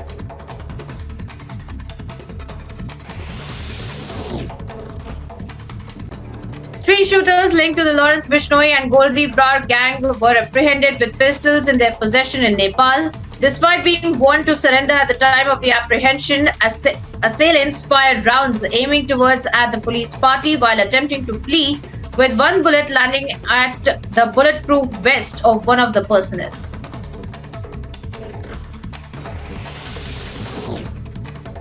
India observes one day of the state mourning today as mark of respect for Britain's Queen Elizabeth II, who breathed her last on Thursday. According to an official statement, Her Majesty Queen Elizabeth, United Kingdom of Great Britain and Northern Ireland, passed away on September the 8th. And as a mark of respect to the departed dignitary, the Government of India has decided that there will be a one-day state mourning.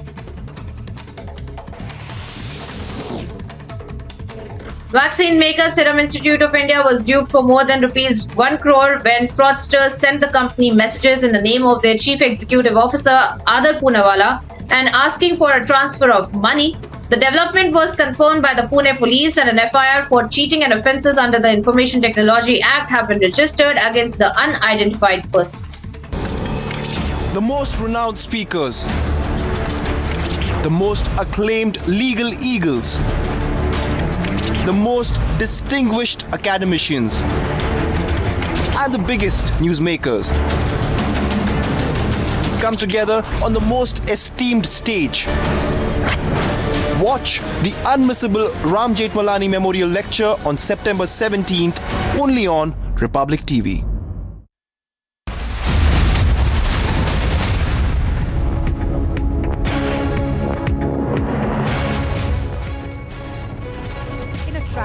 A youth named Gaurav Dole, who went to petrol pump to fuel, was stabbed by a knife. He died during the course of treatment in the hospital. A dispute broke out between youths at the petrol pump in the Vijaynagar police station area of Indore. During an argument, the miscreants attacked Gaurav with a knife. The deceased was a resident of Chindwara. It is being told that Gaurav was doing engineering from Indore.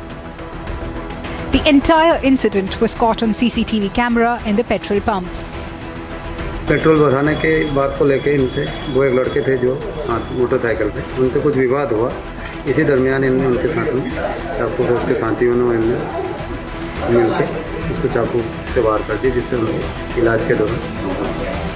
Police has watched the CCTV footage of the incident and taken 2 suspects into custody after identifying them through their bike registration numbers. Bureau Report, Republic TV. Slipping into a very short break here, viewers, getting you details on the other side of UK's Queen's mortal remains taken from the Balmoral Castle to London. Stay tuned for updates on Republic. We'll be back after a very short break.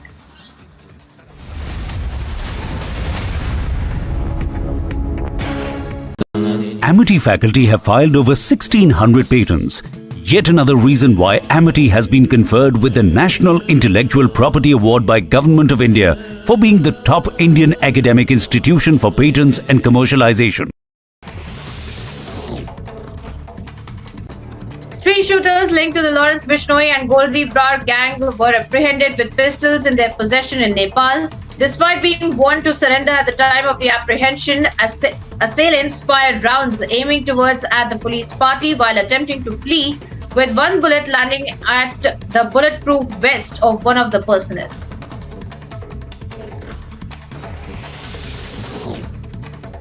India observes one day of the state mourning today as a mark of respect for Britain's Queen Elizabeth II, who breathed her last on Thursday. According to an official statement, Her Majesty Queen Elizabeth, United Kingdom of Great Britain and Northern Ireland, passed away on September the 8th. And as a mark of respect to the departed dignitary, the Government of India has decided that there will be a one-day state mourning. Vaccine maker Serum Institute of India was duped for more than rupees 1 crore when fraudsters sent the company messages in the name of their Chief Executive Officer Adar Poonawalla and asking for a transfer of money. The development was confirmed by the Pune police, and an FIR for cheating and offences under the Information Technology Act have been registered against the unidentified persons.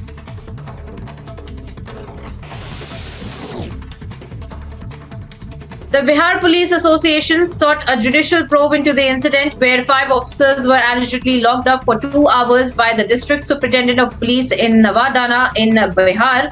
The SP, when contacted by reporters, said that it was fake news, while senior officials did not comment on the matter despite several attempts to seek their reactions.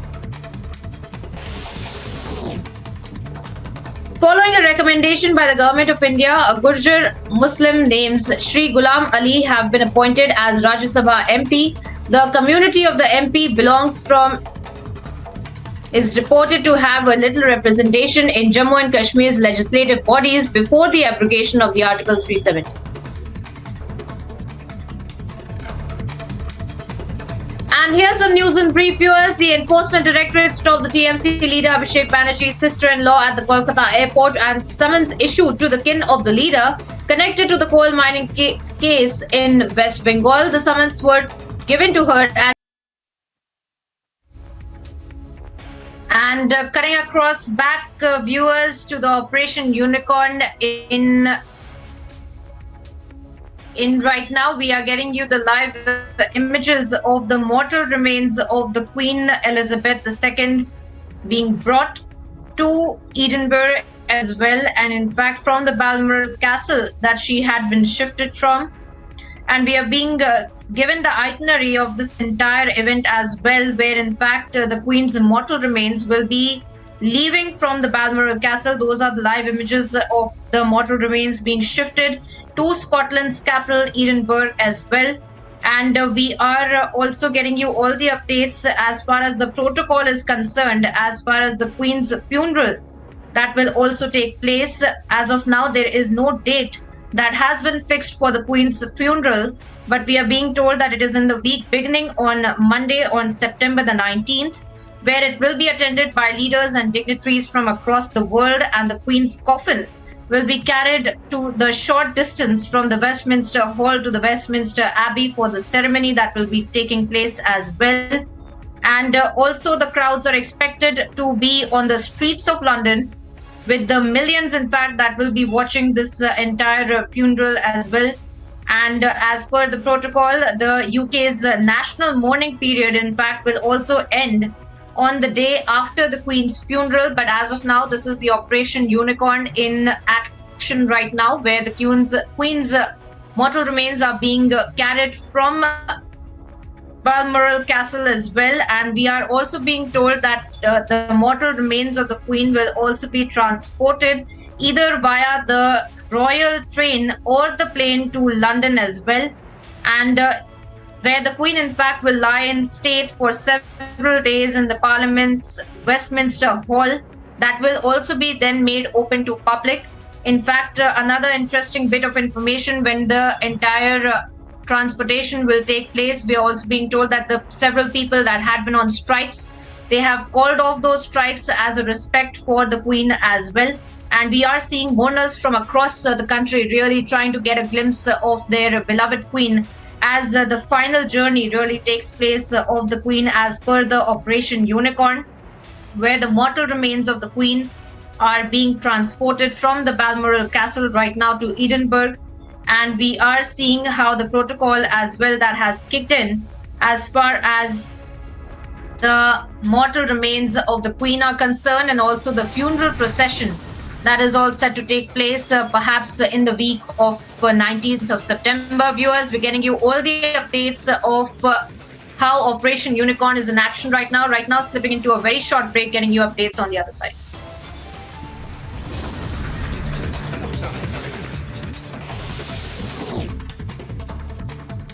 The Bihar Police Association sought a judicial probe into the incident where 5 officers were allegedly locked up for 2 hours by the District Superintendent of Police in Noida in Bihar.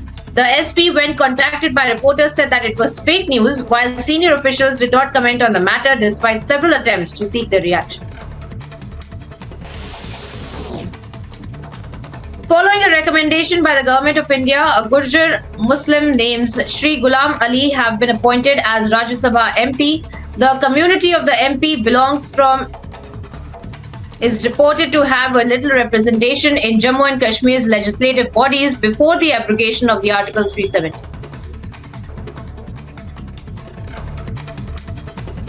And here's some news in brief, viewers. The Enforcement Directorate stopped the TMC leader Abhishek Banerjee's sister-in-law at the Kolkata airport, and summons issued to the kin of the leader connected to the coal mining case in West Bengal. The summons were given to her as she was flying to Bangkok.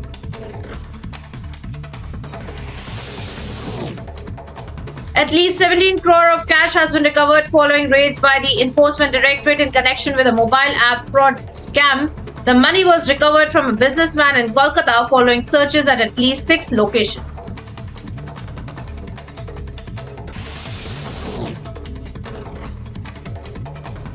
A case has been registered against the TRS leader Nand Kishore Vyas after he created a commotion in Hyderabad during Assam Chief Minister Himanta Biswa Sarma on the occasion of Ganesh Chaturthi.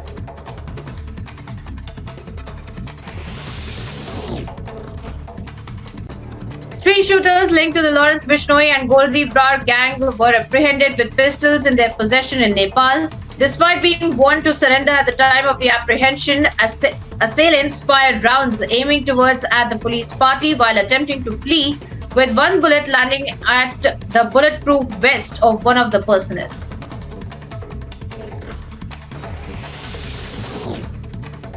India observes one day of the state mourning today as a mark of respect for Britain's Queen Elizabeth.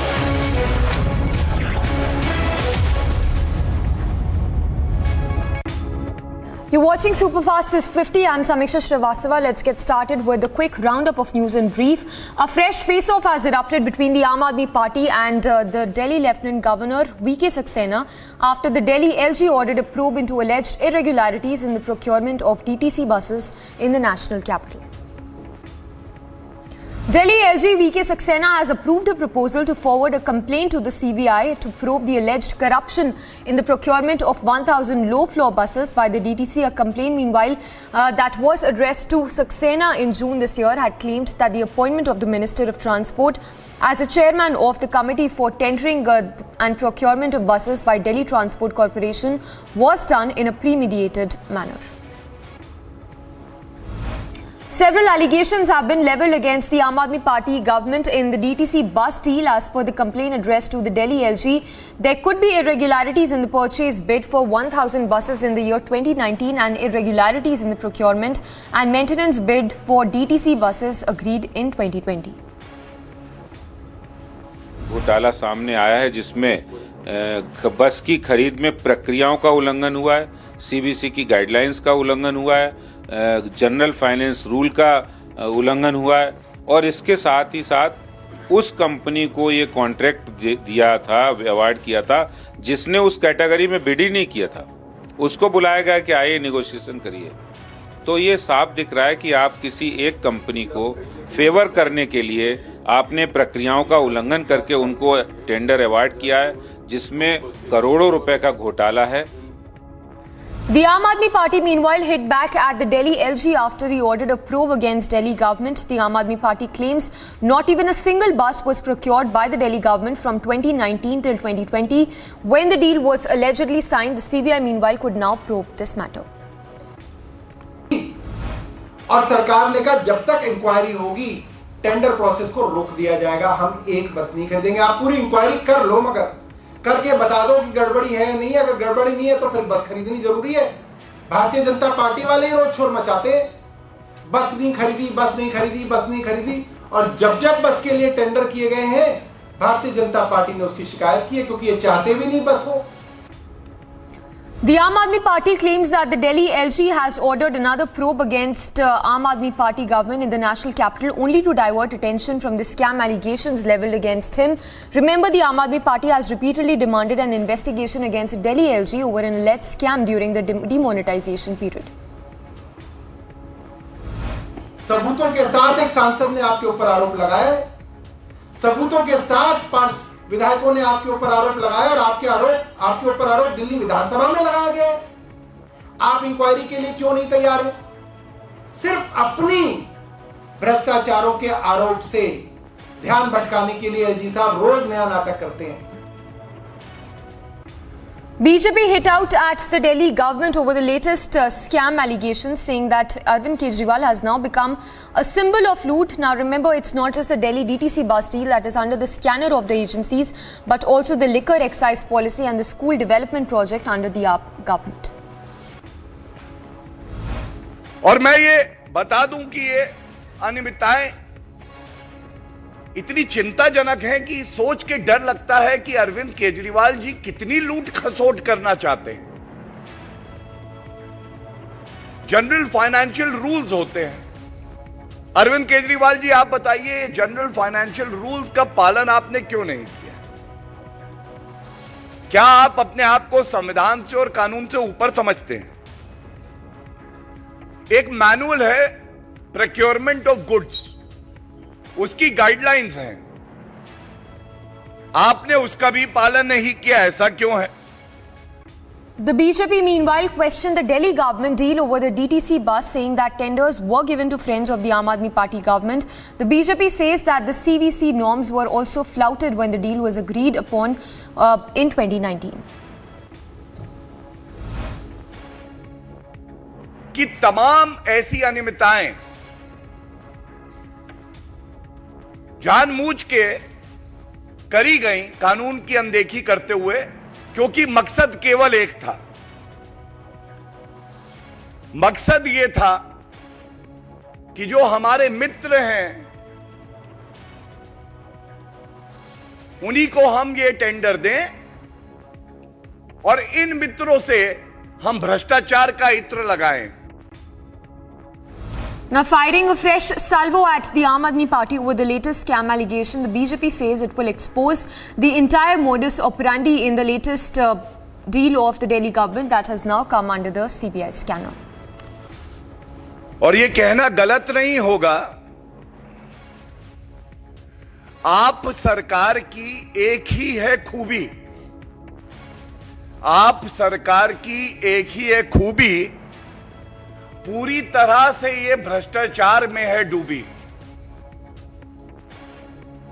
आप जानते हैं Bharatiya Janata party ने इस मंच से और जो हमारी प्रदेश इकाई है उसने पुरजोर तरीके से अरविंद केजरीवाल जी का भ्रष्टाचार जो है उसको उजागर किया है। The RJD meanwhile questioned the Delhi LG's move to order a CBI probe once again against the Delhi government. RJD asked, has the CBI has now been amalgamated with the BJP? देखिए करें ना, CBI के सामने तो भी बहुत काम है, बिहार से लेके महाराष्ट्र से लेके दिल्ली। अब तो मतलब सेंट्रल ब्यूरो ऑफ इन्वेस्टिगेशन या आईटी ईडी कहने का दिल ही नहीं करता, और कई दफा कह चुका हूं। अब तो इनको सीधे कहिए कि भाजपा के एक आनुषंगिक संगठन जिसका मैं समझता हूं बीजेपी के दफ्तर में बहुत स्पेस है, इनका दफ्तर भी वहीं शिफ्ट कर दो और वहीं सीधे मैंडेट दे दो कि आज इस छत पे बैठना है, कल उस छत पे बैठना है। ये एक अच्छी स्थिति नहीं है। The JDU that recently severed ties with the BJP as it pulled out of the NDA also slammed the BJP over the CBI probe that was ordered against the Delhi government by the LG. JDU says that the central agencies are being misused by the centre. दौर है, एक जांच और बढ़ी है, लेकिन इनका दुरुपयोग नहीं होना चाहिए, ऐसा हम लोगों का मानना है। Punjab's Mansa court meanwhile has sentenced the main shooter of Sidhu Moosewala's murder case along with his two aides to 6-day police remand. They were arrested at the West Bengal-Nepal border and lodged in the CIA police station in Mansa. Two trekkers from West Bengal informed the administration that 4 trekkers went trekking to Ali Ratni Teba Kalu district. However, they did not return to base camp. 4 trackers have gone missing on the way, after which a search operation was lodged to find the shooters.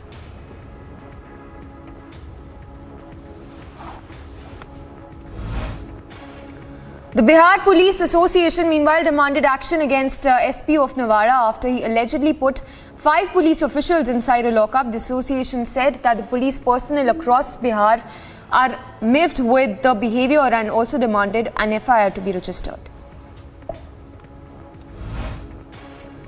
The national flag across the country is flying at half-mast as one-day state mourning is being observed in the country as a mark of respect for Her Majesty Queen Elizabeth II, who died on 8th of September. The officers of Mumbai Airport Customs Department seized 12 kgs of gold valued at over 5 crore rupees from a specially designed belt that was worn by a Sudanese passenger. Some passengers also were seen creating commotion to help the accused escape. Former Union Minister and veteran Telugu actor U.B. Krishnan Raju, popularly known as Rebel Star, passed away in the early hours this morning in Hyderabad. He was 83 years of old. Prime Minister Modi, meanwhile, condoled the death of the veteran actor. In a joint operation, police and CRPF seized 323 grams of They seized 323 kgs of gold during a passenger bus inspection in Karbi Anglong district last night and arrested 3 persons hailing from Thibubai district of Manipur. A case has been registered against TRS leader Nand Kishore Vyas after he snatched the mic and there was a security lapse which happened at that event that was attended by Himanta Biswa Sarma in Hyderabad.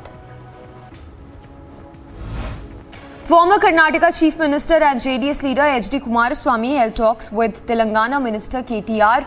The two leaders are reported to have discussed politics in Telangana and Karnataka. Fraudsters duped vaccine maker Serum Institute of India of over 1 crore rupees by sending messages in name of CEO Adar Poonawalla and asking for a transfer of money to various accounts. Now, according to reports, unidentified cyber fraudsters in the name of CEO sent a WhatsApp message to one of its directors seeking transfer of money to various accounts. Meanwhile, an FIR has been registered at Pune's police station and an investigation has been launched. Prime Minister Modi recalled Swami Vivekananda's iconic speech at World Parliament of Religions in Chicago, which he had delivered on 11th of September in 1893. Sharing the speech on social media, Modi said, and I quote, "It was on this day in 1893 that he delivered one of his most outstanding speeches in Chicago. His address gave the world a glimpse of India's culture and ethos." A wanted criminal carrying a reward of 25,000 rupees on his head was arrested after an encounter by the Moradabad police. The incident happened at around 3:40 a.m. in the morning in the area under the Bellary police station. Bellary police station, while both suspects were injured in this crossfiring and were arrested, one of the policemen also was sustained injury in this firing.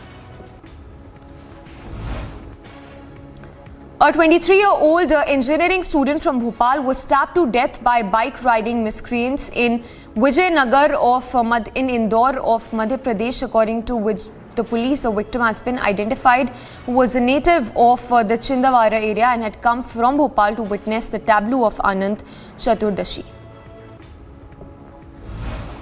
Union Minister for Commerce and Industry Piyush Goyal, while interacting with the business community of Southern California, said that this is indeed a golden time to invest in the country. In India, he also invited delegates to be part of India's journey towards becoming a developed nation. Union Minister Piyush Goyal further said that assessing the impact of foundational changes and structural transformation that has happened over the last few years, the CIAII has estimated India in 2047 to be a $35 to $45 trillion economy, taking India into the league of developed nations. Our collective efforts, our collective goodwill, our collective duty towards the 1.3 billion Indians and towards our own brothers and sisters across the world. There is no way that we will not see a developed nation by 2047. President Draupadi Murmu has appointed Ghulam Ali, a Gujar Muslim from Jammu and Kashmir, to the Rajya Sabha. This is for the first time a Gujar Muslim from the region has been sent to the upper house as a nominated member. External Affairs Minister S. Jaishankar, who is on a visit to Saudi Arabia, said that despite the challenges posed by the Ukraine crisis, India is poised to becoming the fastest growing economy in the world this year with at least 7% growth. The comments come as he is on his two-day visit to Saudi Arabia.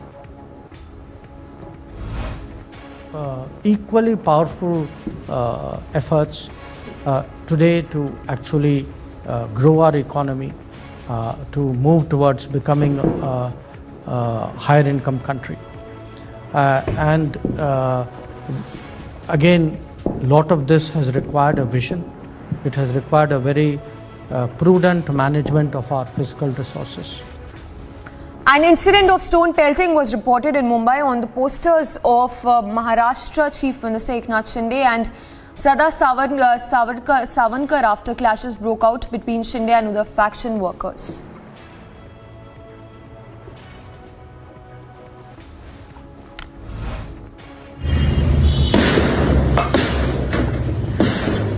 आणि एकनाथच्या पण डोक्यात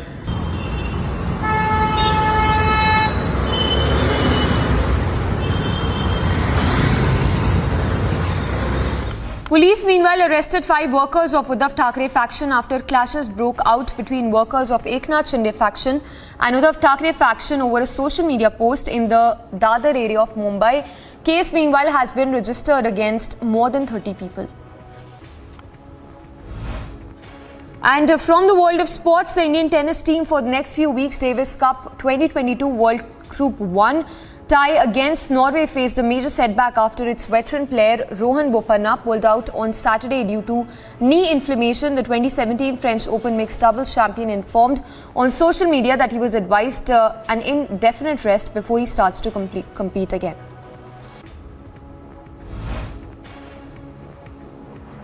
The Enforcement Directorate stopped TMC leader Abhishek Banerjee's sister-in-law at the Kolkata airport with summons issued to her to appear before the ED on Monday. The summons were given to her as she was flying to Bangkok. Uttarakhand Chief Minister Pushkar Singh Dhami conducted an aerial survey and took stock of the damage in cloudburst hit areas of Dharchula, Pithoragarh district. The Chief Minister said that at least 58 families lost their houses in the cloudburst that was reported in Pithoragarh. Amid a bitter fallout with the Congress party, Ghulam Nabi Azad announced that he will be announcing a new party in the next 10 days. He was speaking during a public rally that he was addressing in Baramulla. आज की इस meeting में मैं माफी चाहूंगा मेरे साथियों को। जो बुनियाद है मेरे साथ नई पार्टी को खड़ी करने के लिए, जिसका ऐलान इंशाअल्लाह अगले 10 दिनों में हो। Union Home Minister Amit Shah attended the annual general meeting of district cooperatives in Amreli in Gujarat. The meet was organized 2 days after the Home Minister chaired a 2-day conference of state cooperation ministers. In a bid to deal with malnutrition and anemia among women and children in the state, the Jharkhand government is all set to launch a program to distribute fortified rice through PDS across 24 districts. In news from sports, Iga Swiatek cemented her position at the top of the women's game with a second Grand Slam title of the season at the US Open. The 21-year-old defeated Ons Jabeur at Flushing Meadows to add her first hard-court major trophy to her 2 French Open successes. Residents of Pakistan's flood-ravaged Sindh province continued to face devastation days after UN Secretary-General Guterres said that the world is obligated to provide massive amounts of relief to the country. At least 1,300 people have been reported to have been killed as a result of floods in Pakistan.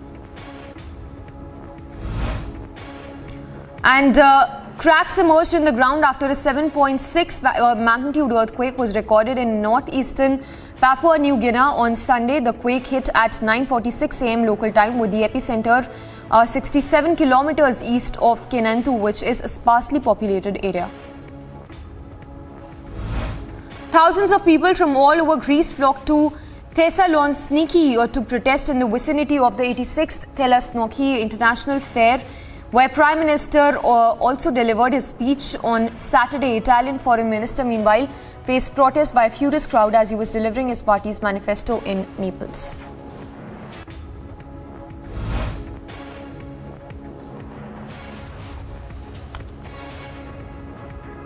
And in more news coming in, this one, there was state of emergency that was declared after polio virus was detected in the wastewater of multiple New York countries. In fact, in multiple areas in New York on September 9th, concerns are growing about the spread of polio in the state, especially among unvaccinated people in New York. The Russian command, meanwhile, has decided to regroup Russian armed forces troops stationed in the areas of Balaklenia and Izium for reinforcement at Donetsk. Direction Defense Ministry spokesperson said during the briefing in Moscow on Saturday. Ukraine's armed forces released images showing its troops entering the city of Izium, which is a major base for Russian forces in the Kharkiv region. Footage showed soldiers manning barricades on the outskirts of the city with the Ukrainian flag flying high. Several loud explosions were heard in the Ukrainian city of Pokrovsk as it was hit by a Russian attack last night. Flames and smoke were seen rising from behind the buildings while sirens were sounded, alerting residents to look for shelter. Brazilian president candidate vowed to tackle the rising cost of food if he wins next month's election. Speaking at a rally, he questioned why some residents in his country, which is the world's largest meat exporter, were struggling to afford the cost of meat. Ukrainian foreign minister held talks with his German counterpart in the capital Kiev. The main topic of discussion during this meet was the increase in acceleration of weapon supplies to Ukraine. US Vice President Kamala Harris, while speaking at a Democratic National Committee meet in National Harbor, said that the threats the country faces as a nation are real, elaborating that there were threats to freedom and democracy. Will Power broke Mario Andretti's record for poles, earning the top spot for the Grand Prix of the Monterey at Lagoa Seca Raceway. Power put up a stellar performance that was a spectacle. Lewis Morgan scored a 75th minute penalty to push the New York Red Bulls past the New England Revolution by 2-1, and Tommy McNamara, who opened the scoring for New England, pulled Morgan down by his shirt, sending him to the spot for the decisive match. Porto secured a 3-0 win over GC Chaves to narrow the gap at the top to 3 points in Portuguese Liga.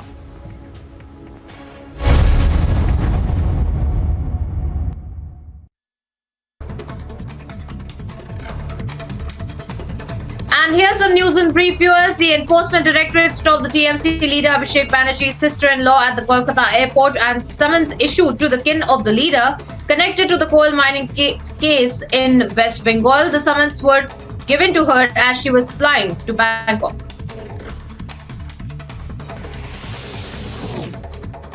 At least 17 crore of cash has been recovered following raids by the Enforcement Directorate in connection with a mobile app fraud scam. The money was recovered from a businessman in Kolkata following searches at least 6 locations.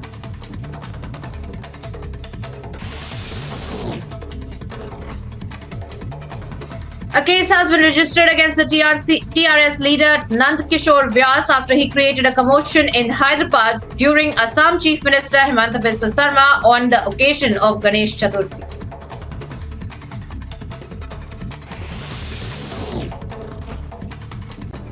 Three shooters linked to the Lawrence Bishnoi and Goldi Brar gang were apprehended with pistols in their possession in Nepal. Despite being warned to surrender at the time of the apprehension, assailants fired rounds aiming towards at the police party while attempting to flee, with one bullet landing at the bulletproof vest of one of the personnel.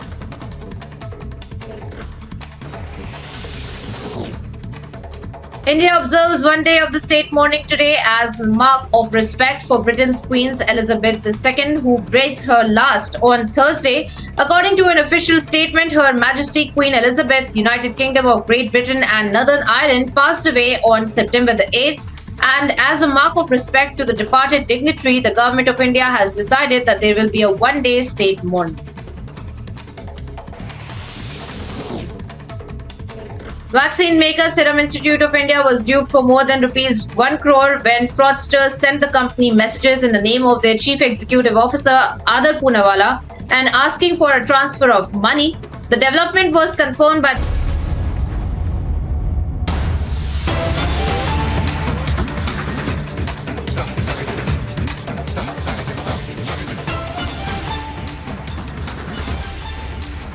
Dramatic visuals coming in from Mumbai, where stone pelting has been reported in some areas on the posters of Maharashtra Chief Minister Eknath Shinde.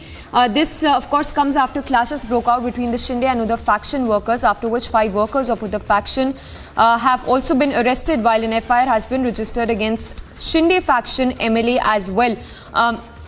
That's the update coming in. The visuals on your screens as well of the stone pelting that was reported in this particular area in Dadar, where the clashes broke out. The posters, as you can see, of Eknath Shinde that were also torn, and stones that were pelted at these posters.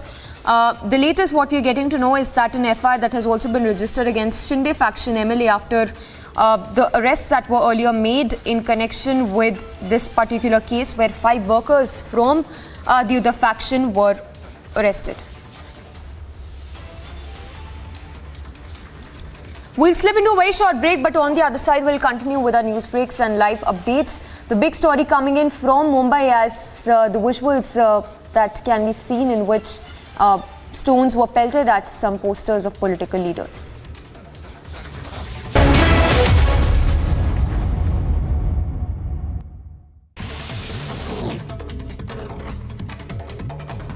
A case has been registered against the TRS leader Nand Kishore Vyas after he created a commotion in Hyderabad during Assam Chief Minister Himanta Biswa Sarma on the occasion of Ganesh Chaturthi.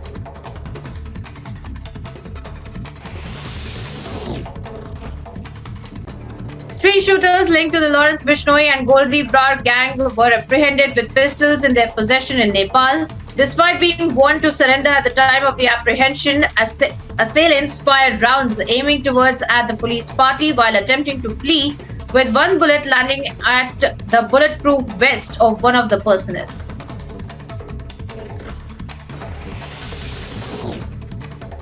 India observes one day of the state mourning today as mark of respect for Britain's Queen Elizabeth II, who breathed her last on Thursday. According to an official statement, Her Majesty Queen Elizabeth, United Kingdom of Great Britain and Northern Ireland, passed away on September the 8th.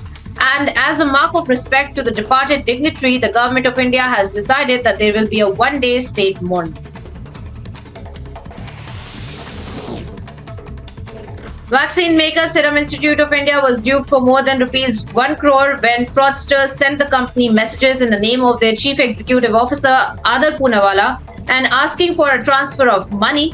The development was confirmed by the Pune police, and an FIR for cheating and offences under the Information Technology Act have been registered against the unidentified persons.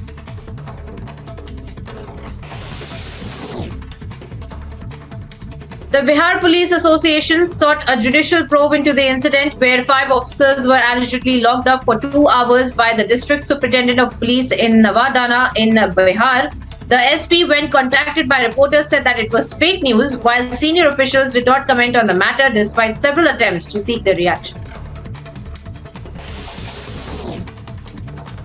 Following a recommendation by the Government of India, a Gurjar Muslim named Shri Ghulam Ali have been appointed as Rajya Sabha MP. The community of the MP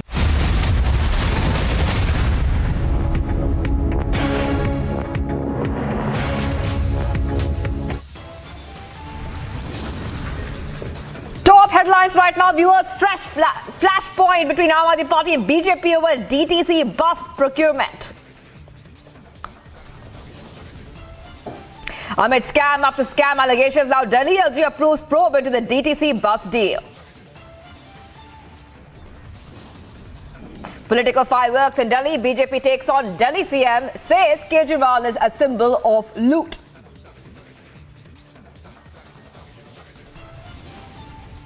Under attack, Aam Aadmi Party defends bus deal, says ready to face any investigation.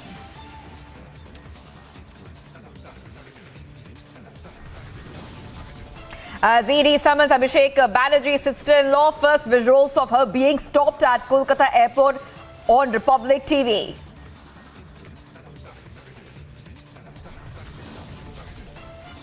Mega Republic news break. Impact TRS leader booked for breaching Assam CM Himanta Biswa Sarma's security.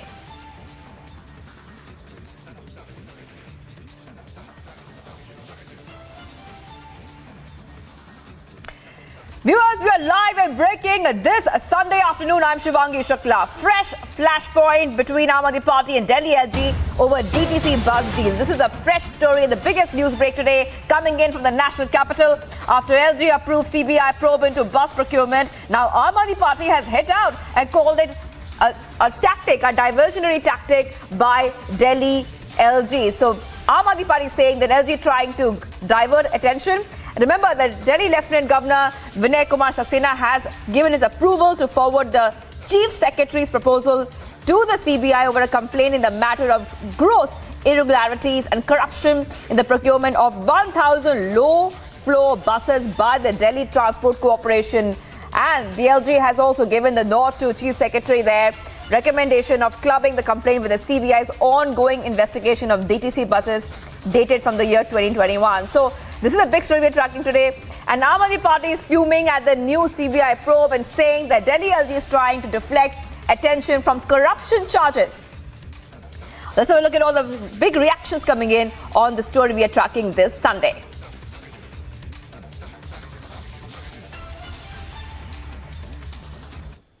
उस company को ये contract दिया था, award किया था, जिसने उस category में बिड ही नहीं किया था, उसको बुलाया गया कि आइए नेगोशिएशन करिए।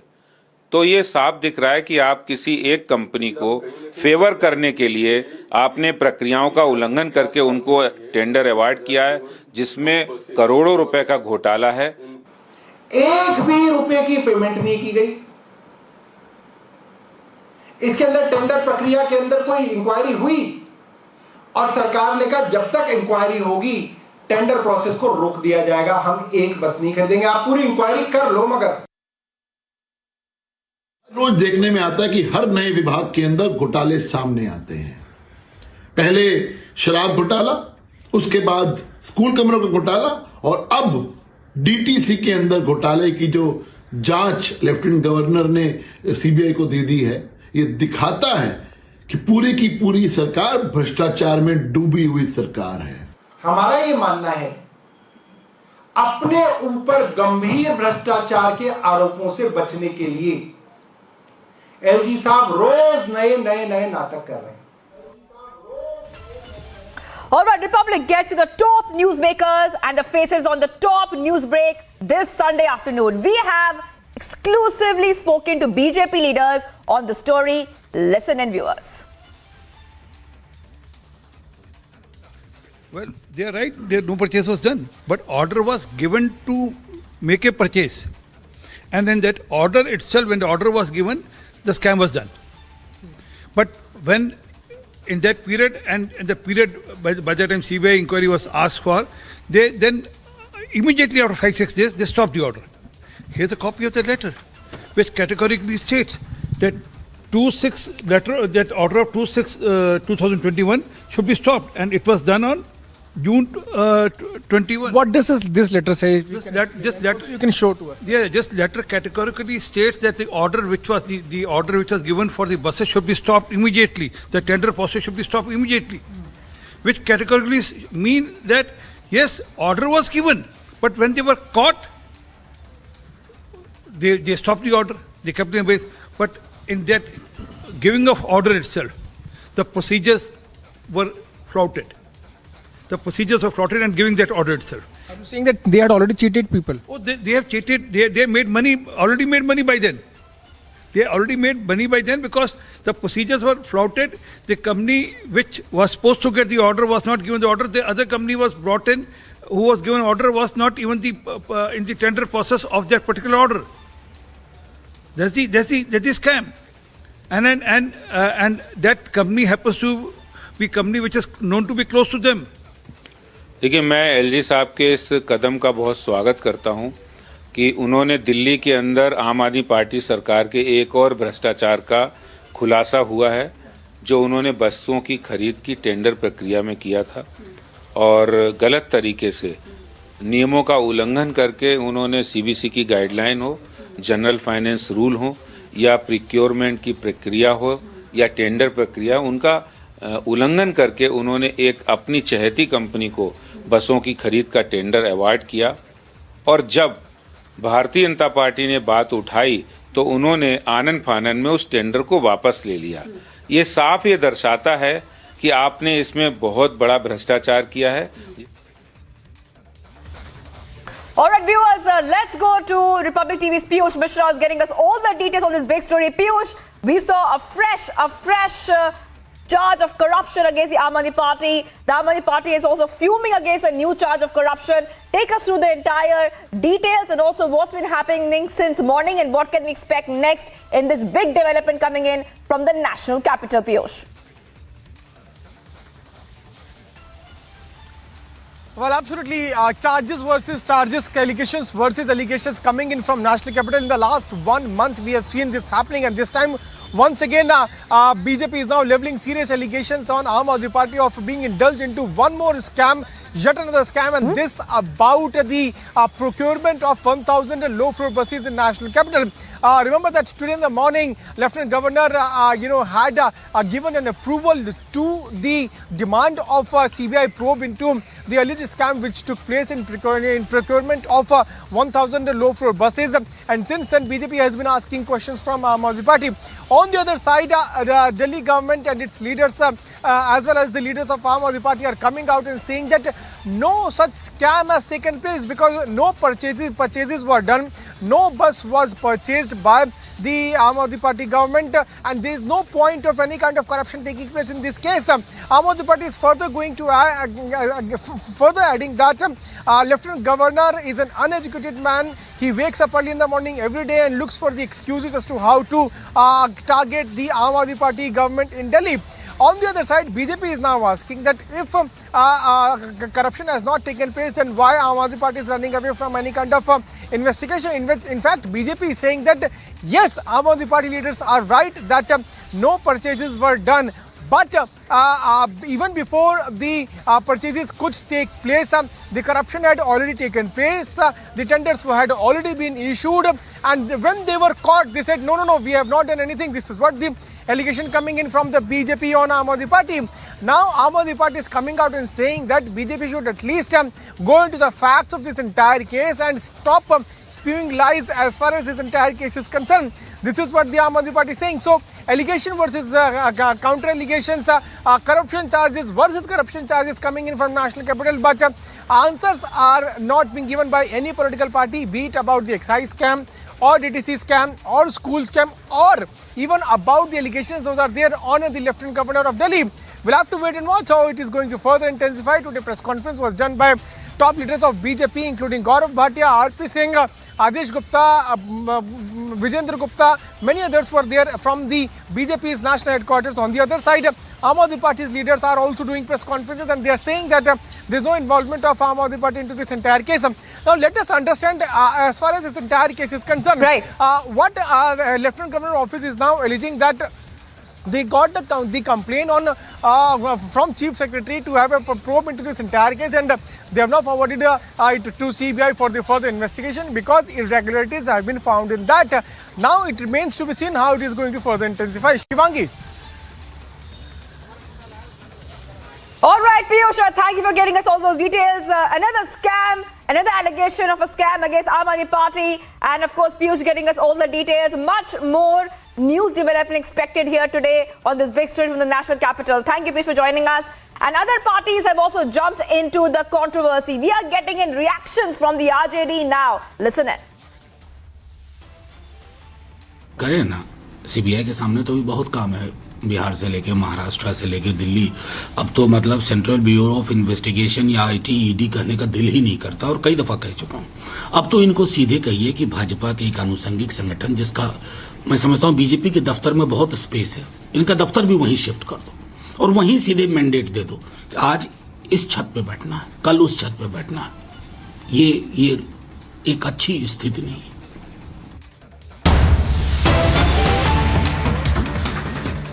All right, viewers, we're getting some more breaking updates coming in from South now. Former Karnataka CM H.D. Kumaraswamy is discussing with Chief Minister Shri K. Chandrasekhar Rao on the development of Telangana, the role of regional parties in national politics, key role that CM and KCR should play in the national politics in the present situation and other national political issues. So big news coming in, viewers, right now. Big news coming in where H.D. Kumaraswamy, the former Karnataka CM, is discussing with the CM, Chandrasekhar Rao, on the development of Telangana and, most importantly, the role of regional parties in national politics. Extremely important development coming in. Aneri is joining me live. Aneri, this is a politically very significant development coming in. Tell us exactly what's happening right now at that meeting and what can we expect next in terms of what could play out later on politically, and will it have any effect later on when it comes to the kind of a plan that will be put forward for the development of Telangana? Well, that's right, Shivangi. We have been seeing how there are series of meetings which have been taking place between Telangana Chief Minister and various other ministers and opposition party leaders. And now this meeting with the former Chief Minister of Karnataka, H.D. Kumaraswamy, where we have been seeing that Kumaraswamy earlier in the day had met K.T. Ramarao, who is the TRS working president, and also the Telangana's IT and MUD minister. But during that meeting also there were series of discussions in regard with the national politics which were taking place. And now we see that Kumaraswamy and the Telangana Chief Minister K. Chandrasekhar Rao are holding a meeting in regard with their discussions in regard with the development of Telangana. National politics is one of the major issues, and also the regional parties. All right, Aneri, hold on for a second. I'm sorry to interrupt you. I'll come back to you after a while. Krishna Sagar Rao, BJP Telangana spokesperson, is with me on the phone line. Thank you for joining us here, Mr.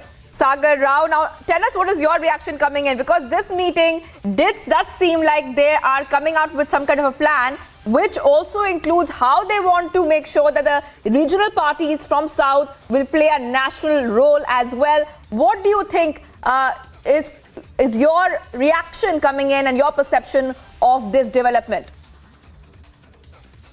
See, KCR is planning and playing the classic survival politics. It is purely for survival in Telangana state and for continuity of his rule and regime in Telangana state that he is playing these tricks. And these are old tricks. These are not new at all. Since 70s, all the way till about KCR's time, there are so many regional parties who have initiated these kind of lofty ideas of becoming national parties.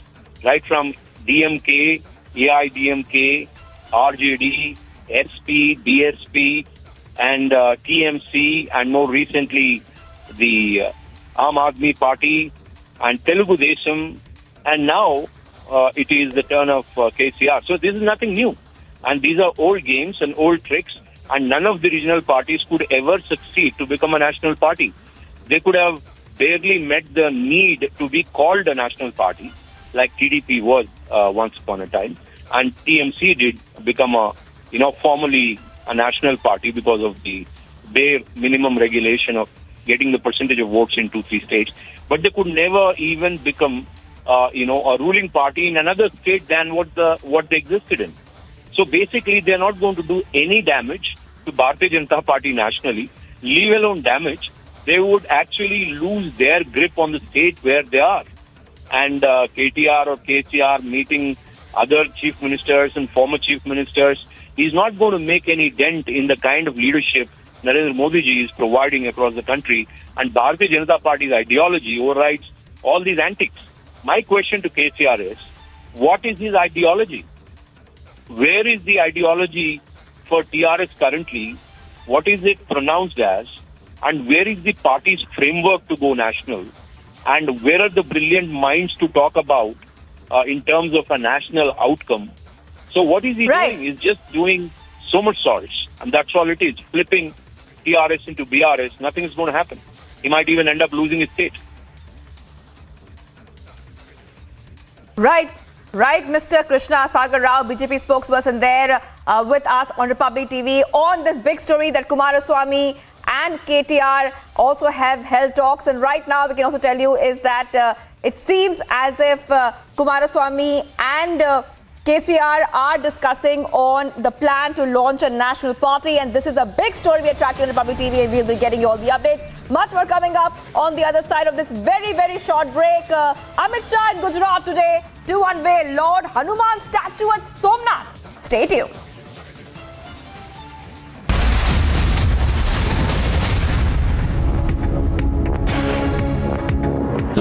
Amity faculty have filed over 1,600 patents. Yet another reason why Amity has been conferred with the National Intellectual Property Award by Government of India for being the top Indian academic institution for patents and commercialization. Following a recommendation by the Government of India, a Gurjar Muslim names Shri Ghulam Ali have been appointed as Rajya Sabha MP. The community of the MP is reported to have a little representation in Jammu and Kashmir's legislative bodies before the abrogation of the Article 370.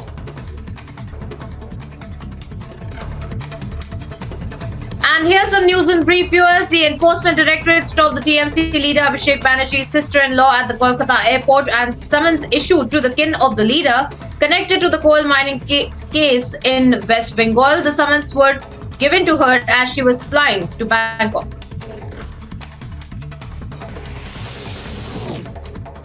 At least 17 crore of cash has been recovered following raids by the Enforcement Directorate in connection with a mobile app fraud scam.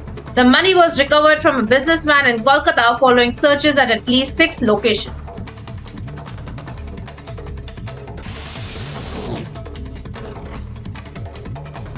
A case has been registered against the TRS leader Nand Kishore Vyas after he created a commotion in Hyderabad during Assam Chief Minister Himanta Biswa Sarma on the occasion of Ganesh Chaturthi.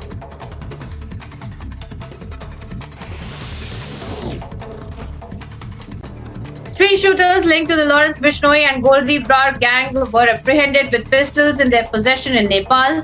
Despite being warned to surrender at the time of the apprehension, assailants fired rounds aiming towards the police party while attempting to flee, with one bullet landing at the bulletproof vest of one of the personnel.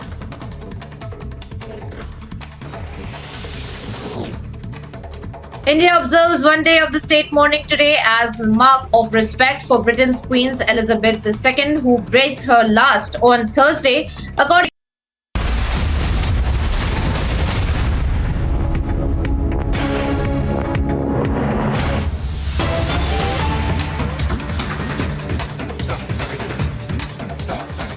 Viewers, we continue to be live and breaking on Republic TV, and right now Amit Shah is at Somnath Temple. Visuals of those you can see on your screen, and this is the big story we are tracking right now, where Amit Shah will take part in a cooperative conference in Gujarat and also unveil a 16-feet statue of Lord Hanuman as well in Somnath town. I'm being joined by Priyanka Sharma for more details. Priyanka, take us through Amit Shah's agenda today. Well, yes, Shivangi, in fact, the Home Minister is in his home state of Gujarat, and he had in fact started his 2-day visit from Amreli in the morning, where he had addressed the annual general meeting of the cooperatives, as well as he is now in Somnath from Amreli. Now he's in Somnath, and we are seeing that he is in fact offering his prayers, and that he usually does take part in the Somnath temple itself. And we usually see this happening during the time of 2 months before the elections, and this essentially is a very politically significant images as well that we are seeing right now of Amit Shah offering prayers at the Somnath temple, as this usually means the beginning of the campaigning mode for the party in the state of Gujarat. He had done so last in the 2019 Lok Sabha elections as well, and before that in the 2017 elections of Gujarat as well, where we had seen similar pictures of Amit Shah coming down here at the Somnath temple and then offering his prayers as well. In fact, he was there, present there for inaugurating of several shops that have been given to the local businessmen there in and around the Somnath Mahadev temple. And now we see that he is himself inside of the temple offering his prayers. And we are also getting all those images of earlier as well, when he had unveiled the Hanuman statue as well, that was dedicated to the nation. And of course, now we are seeing that for the flourishment of the nearby businessmen as well, there is a complex that has been made, shops that have been established that were usually of kacha, concrete that was earlier put up there, and now we are seeing complexes that have been made for the businessmen there as well. And now, of course, we are seeing Amit Shah visits in the state of Gujarat also increasing over the past few weeks that we have seen him along with the Prime Minister Narendra Modi. Of course, it's a prestige battle for the BJP this time in Gujarat, since it is their home state. And we do see that there are some new players in the forefront of the political fight that they will be facing this time in the Gujarat elections, with respect to the Aam Aadmi Party also throwing their hat in the ring, along with the AIMIM as well, claiming that they will be contesting on several of the seats in the Vidhan Sabha elections that are all set to take place by the end of this year. And now we see Amit Shah kicking start. In fact, this is an unofficial starting of the campaign for the BJP. People who have been here in Gujarat understand the political significance of Amit Shah being at the Somnath temple as well. This is, of course, about his own personal belief that he usually comes to the Somnath temple and offers his prayers. And now we see that there are also several meetings that have been arranged for Amit Shah to be meeting with the local leadership. We had seen earlier as well, over the last few weeks, he had come down to Ahmedabad, and the Prime Minister had also had a meeting with the Chief Minister Bhupendra Patel, with the BJP Chief C.R. Patil, and several other leaders of the BJP Gujarat who had been in discussion over the entire campaigning and the strategy for the Gujarat elections. But right now we see the Amit Shah, in fact, on a 2-day visit and kicking start with Amreli, and now starting his prayers as well at Somnath Temple. Right, Priyanka. All right, Priyanka, thank you for joining us there and getting us all those details. Amit Shah will be unveiling a 16-feet statue of Lord Hanuman in Somnath town and inaugurate 262 shops in his Gujarat visit, viewers. Also, after the 16th round of core commander level meetings between both countries, Indian and Chinese troops in the area of Gogra-Hot Springs have started to disengage in a coordinated and planned way. Republic reports from Leh. Gogra hot spring और Pangong lake जो 7 kilometre लंबी है, जहां पर हमेशा भारतीय सेना और चीन सेना के बीच झड़प होती रहती है, उसका इलाका है। और ये टेम्पररी बहुत छोटा रास्ता है, जाने में बहुत दिक्कत है, निर्जन इलाका है और यहीं पर अक्सर झड़प की खबरें आती हैं, क्योंकि जो यहां पर जो सीमा रेखा है वो बंधी नहीं है, बॉर्डर पे फेंसिंग नहीं है, इसलिए इसे मैकमोहन रेखा के हिसाब से अलग अलग किया गया है। लेकिन जो असली लड़ाई है वो गलवान वाला इलाका है, वहां पर दिक्कत है। और जो पेट्रोलिंग पॉइंट 15 की बात हम कर रहे हैं लगातार, वहां पर अभी भी भारतीय और चीनी सेना है, धीरे धीरे उनका डिप्लॉयमेंट हो रहा है, वो लोग दूर जा रहे हैं सीमा से, डिसएंगेजमेंट हो रहा है। लेकिन बड़ी बात क्योंकि चीन की आदत है कि हमेशा दुनिया के सामने वो अपनी अच्छी छवि दिखाने और बताने की कोशिश करता है, लेकिन हमेशा मौका पाते ही भारतीय सेना पर हमले करता है, सीमा रेखा को तोड़ता है। यानी मुंह में राम और बगल में छुरी वाला जो हिसाब है वो चीन के साथ है। Top national updates now. Fresh face-off has broken out between the Amity Party government in Delhi and the Delhi Lieutenant Governor V.K. Saxena after Delhi LG ordered a probe into alleged irregularities and procurement of DTC buses in New Delhi. The Amity Party claims that Delhi Lieutenant Governor has ordered another probe against the Amity Party government in Delhi only to divert attention from the scam allegations leveled against him.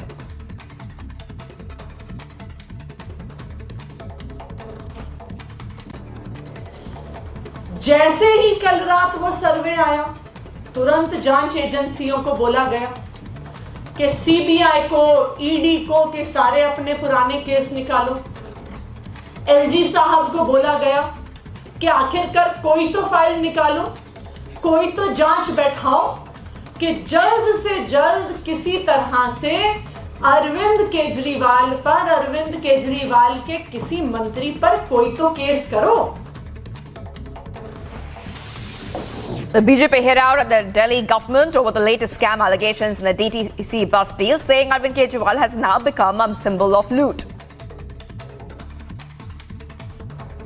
और मैं ये बता दूं कि ये अनियमितताएं इतनी चिंताजनक हैं कि सोच के डर लगता है कि अरविंद केजरीवाल जी कितनी लूट खसोट करना चाहते हैं। जनरल फाइनेंशियल रूल्स होते हैं। अरविंद केजरीवाल जी, आप बताइए, जनरल फाइनेंशियल रूल्स का पालन आपने क्यों नहीं किया? क्या आप अपने आप को संविधान से और कानून से ऊपर समझते हैं? Much more coming up on the other side, viewers. We continue to be live and breaking. Amit Shah in Gujarat will unveil a 16-feet statue of Lord Hanuman.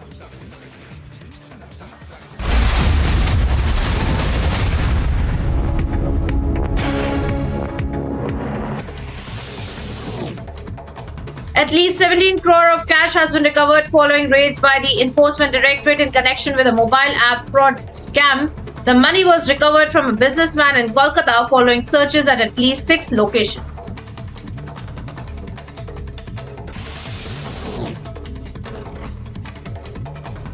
A case has been registered against the TRS leader Nand Kishore Vyas after he created a commotion in Hyderabad during Assam Chief Minister Himanta Biswa Sarma on the occasion of Ganesh Chaturthi.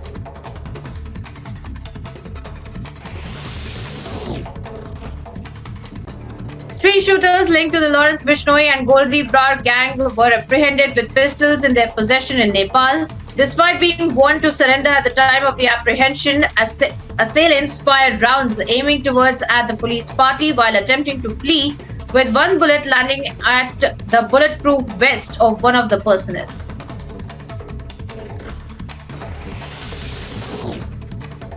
India observes one day of the state mourning today as a mark of respect for Britain's Queen Elizabeth II, who breathed her last on Thursday. According to an official statement, Her Majesty Queen Elizabeth, United Kingdom of Great Britain and Northern Ireland, passed away on September the 8th. And as a mark of respect to the departed dignitary, the Government of India has decided that there will be a one-day state mourning. Vaccine maker Serum Institute of India was duped for more than rupees 1 crore when fraudsters sent the company messages in the name of their Chief Executive Officer Adar Poonawalla and asking for a transfer of money. The development was confirmed by the Pune police, and an FIR for cheating and offences under the Information Technology Act have been registered against the unidentified persons.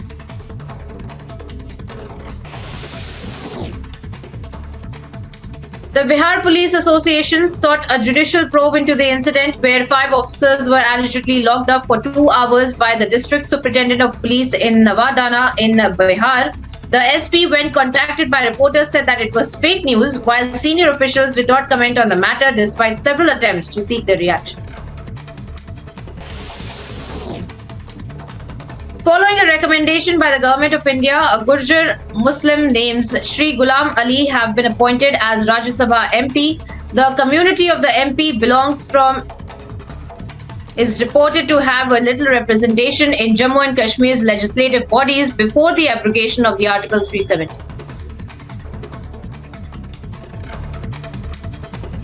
And here's some news in brief, viewers. The Enforcement Directorate stopped the TMC leader Abhishek Banerjee's sister-in-law at the Kolkata airport and summons issued to the kin of the leader connected to the coal mining case in West Bengal. The summons were given to her as she was flying to Bangkok.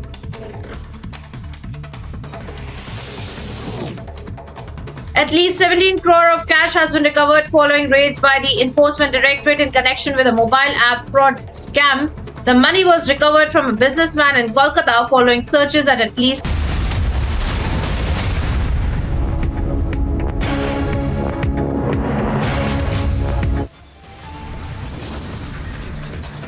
Top headlines at 4 p.m. Fresh flashpoint between Aam Aadmi Party and BJP over DTC bus procurement.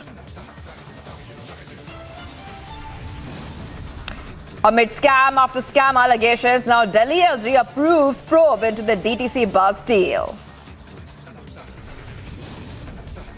Political fireworks in Delhi. BJP takes on Delhi CM, says Kejriwal is symbol of loot.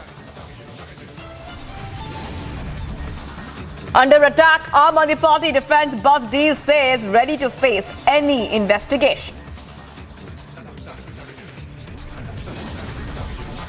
As ED summons Abhishek Banerjee's sister-in-law, first visuals of her being stopped at Kolkata airport on Republic TV.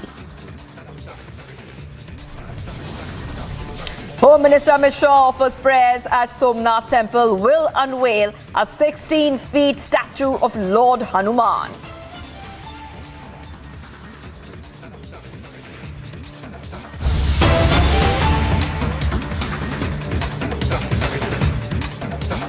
Viewers, live pictures coming in from Gujarat Somnath Temple, where Home Minister Amit Shah is offering prayers. He will unveil a 16-feet statue of Lord Hanuman.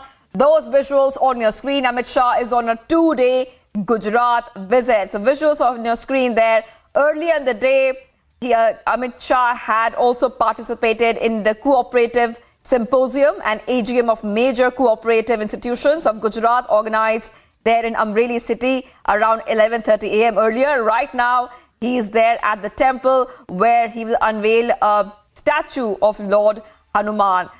In fact, this is the big story we are tracking right now. Amit Shah offering prayers at Somnath. All right, this is a 2-day long meeting as well, and Priyanka is joining me live to understand what we can expect on this visit of Amit Shah Priyanka, over to you. Well, yes, this is a two-day visit of the Home Minister Amit Shah there in his home state of Gujarat, and he is expected to be in Somnath today. We had seen the day starting of the Home Minister there in Amreli by attending the annual general meeting of the Cooperative, the major cooperatives, in fact, that had been addressed by the Minister, who is also the Union Cooperative Minister as well, and he had spoken about the development, the kind of development that the cooperative sector can also contribute to the entire state and in turn the entire nation as well. And we now see Amit Shah from Amreli has moved on to Somnath as well, where he is scheduled to unveil 16-feet statue of Lord Hanuman at the Somnath town itself, and he is set to inaugurate 262 shops, also called as the Maruti Hart, near the Arabian Sea coast. In fact, we are seeing that these shops that had been promised by the Home Minister himself had been speaking about the development for the small-time businessmen and traders who had their shops in and around the Somnath temple. And now the entire concrete structure comprising of 262 shops called the Maruti Hart will also be inaugurated by Amit Shah himself right after he unveils the 16-feet statue of Lord Hanuman. But as of now, the visuals that we are tracking are from inside the Somnath Mahadev temple, where the Union Minister is inside and offering his prayers as well. And as we were earlier also talking about the significance of this kind, these images that we are in fact tracking, and the backdrop of the strategy discussion with the BJP that will be taking place with Amit Shah as well, since several of the local leaders as well will be meeting with the Amit Shah in Somnath, and also later on as well, where he will be meeting with the Chief Minister Bhupendra Patel and the BJP Chief C.R. Patil as well. Of course, these are backroom meetings that will all take place, which will be based on the strategy discussion for the campaign for the BJP as well going ahead. Since remember, the very crucial Vidhan Sabha elections, the assembly elections that are all set to take place in the state of Gujarat in December, and we do see that several meetings that are taking place and the visits of the Union Minister Amit Shah have also increased over the past few weeks. And in the backdrop of these developmental projects that are being inaugurated by the Union Minister, we also see these backroom meetings along with the local leadership of the BJP, where there is very pinpointed and nuanced strategy discussion as far as the 182 constituencies of the Gujarat state is concerned. And there are, of course, guidance that is also being provided as well with respect to the strategy going ahead of the BJP in these elections as well. But as of now, tracking what's really happening with the itinerary of the Union Minister Amit Shah, who is right now at the Somnath Mahadev temple, offering his prayers, and post which there will be an unveiling of the Hanuman statue and also the inauguration and the dedication to the nation of the Maruti Hart that is being inaugurated by the Union Minister. All right, Priyanka, thank you for joining us with all those details. Amit Shah in Gujarat and live pictures coming in from Gujarat's Somnath temple.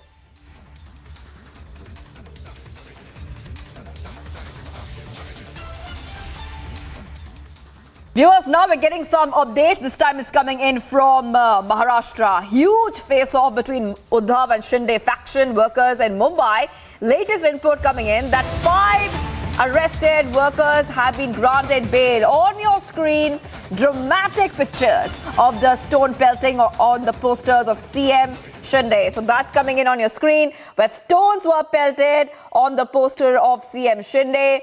And Uddhav versus Shinde faction, they took on each other.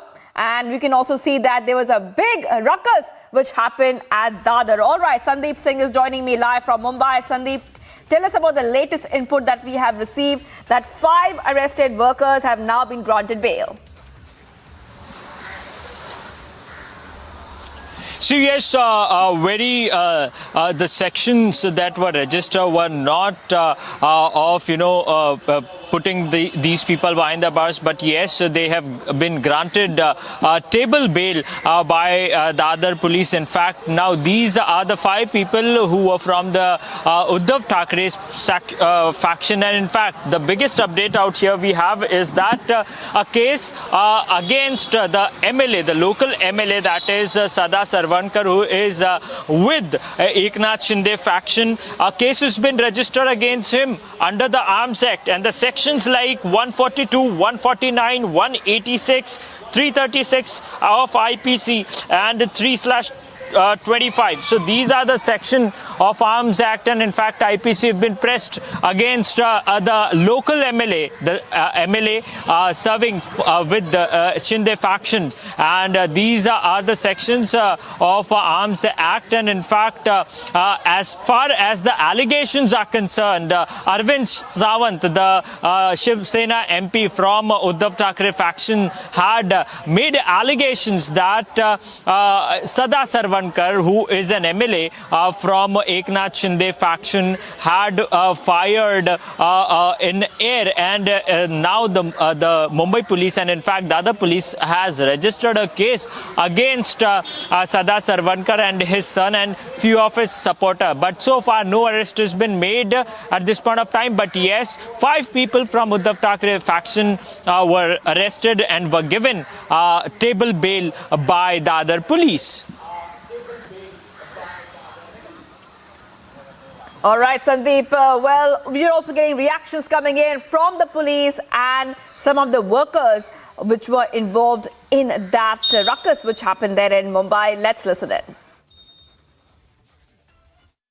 Investigation शुरू है, सभी आरोपियों को identify करने का process शुरू है, और जैसे जैसे वो आइडेंटिफाई होंगे उनके ऊपर अप्रोप्रिएट कार्रवाई की जाएगी। सर, कुल 2 मामले दर्ज हुए हैं, एक क्या मामला है, दूसरा क्या मामला है? एक जो गुना है उसमें राइटिंग के सेक्शंस हैं और एक 395 का सेक्शन है प्रॉपर्टी का।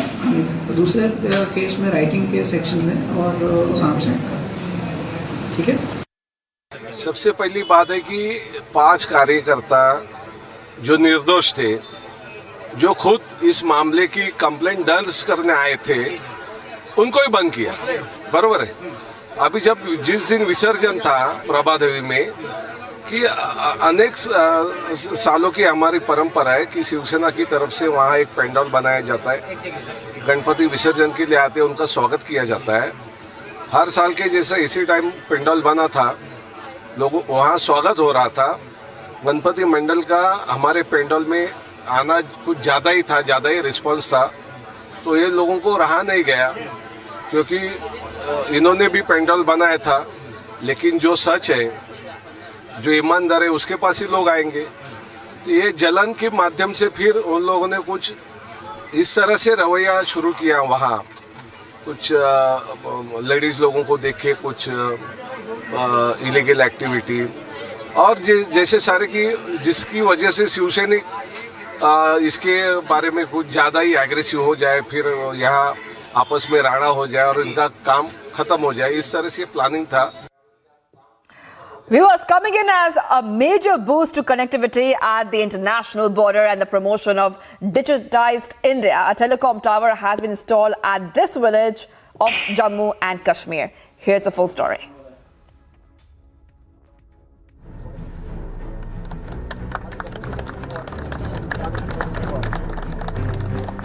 A telecommunications tower has been installed near the village of Shibuchak in Jammu and Kashmir, providing a major boost in connectivity across the border in the Union Territory. The region has not had any connectivity since independence.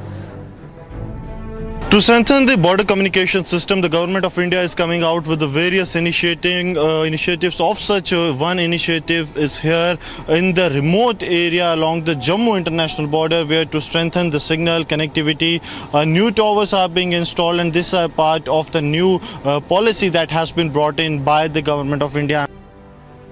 The tower was installed as a part of the Indian government's initiative towards improving connectivity across the international border and the line of control. when it comes to how exciting is it, it is very exciting, not for us but for people, because people actually look forward for having a network in this area. Now, digital network is helping people in the education, it is helping in the medicine, it is helping in all the fields. These people who were devoid of this network, and probably there was their demand that they wanted to have the similar network which was there in urban areas. So, एक policy में there was a decision that on border sites there was an approval which was to be seeken. But now, with the recent initiatives of Government of India, those approvals are eased out and those permissions are nowhere required. Yes, the signaling is required, which obviously the customer operator is taking care of it. The CEO of Indus Towers, the company that installed the tower, said that installation was made possible due to the ease of policy between the Government of India and to provide round-the-clock connectivity to people, especially in rural areas. The communication towers further expected to be helpful to forces operating at the border. If you talk about JK as a state, most of the areas of Jammu Kashmir are bordered with the international border. So, and most of the army people are here. They are here living far from their families. It is very relevant for them also to get connected. When it comes to the safety and security, the network is quite secure, and we also have their IP protocols which are there in place. So from that perspective, it is safe.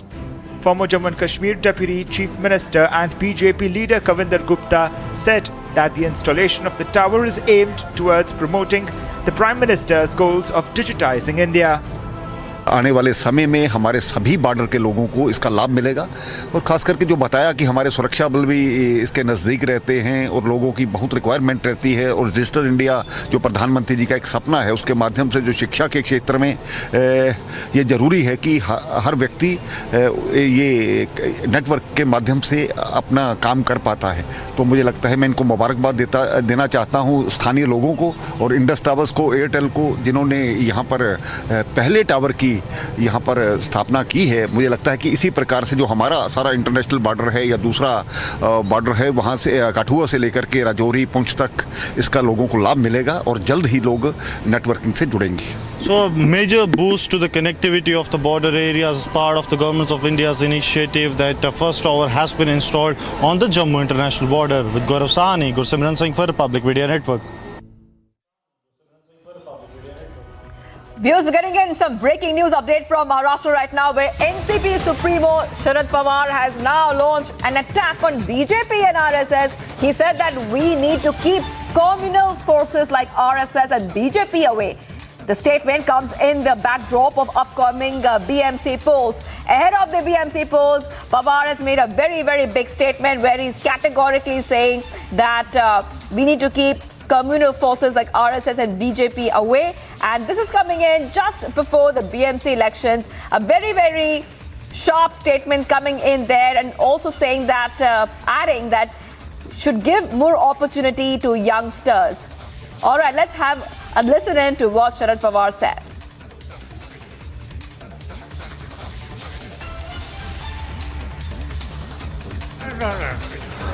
आपके नजदीक है Bharatiya Janata party जैसी सांप्रदायिक party है, उन्हें दूर रखने के लिए जिनकी तैयारी है, ऐसे समविचारी जो राजनीतिक दल है, इनके साथ अच्छे रिश्ते रखकर मिलकर कोई कार्यक्रम हम ले सकते हैं क्या, इस पर हमें ध्यान देना होगा। Being joined by Atul Bhatkalkar of the BJP. Thank you for joining us, Mr. Bhatkalkar. What is the reaction coming in?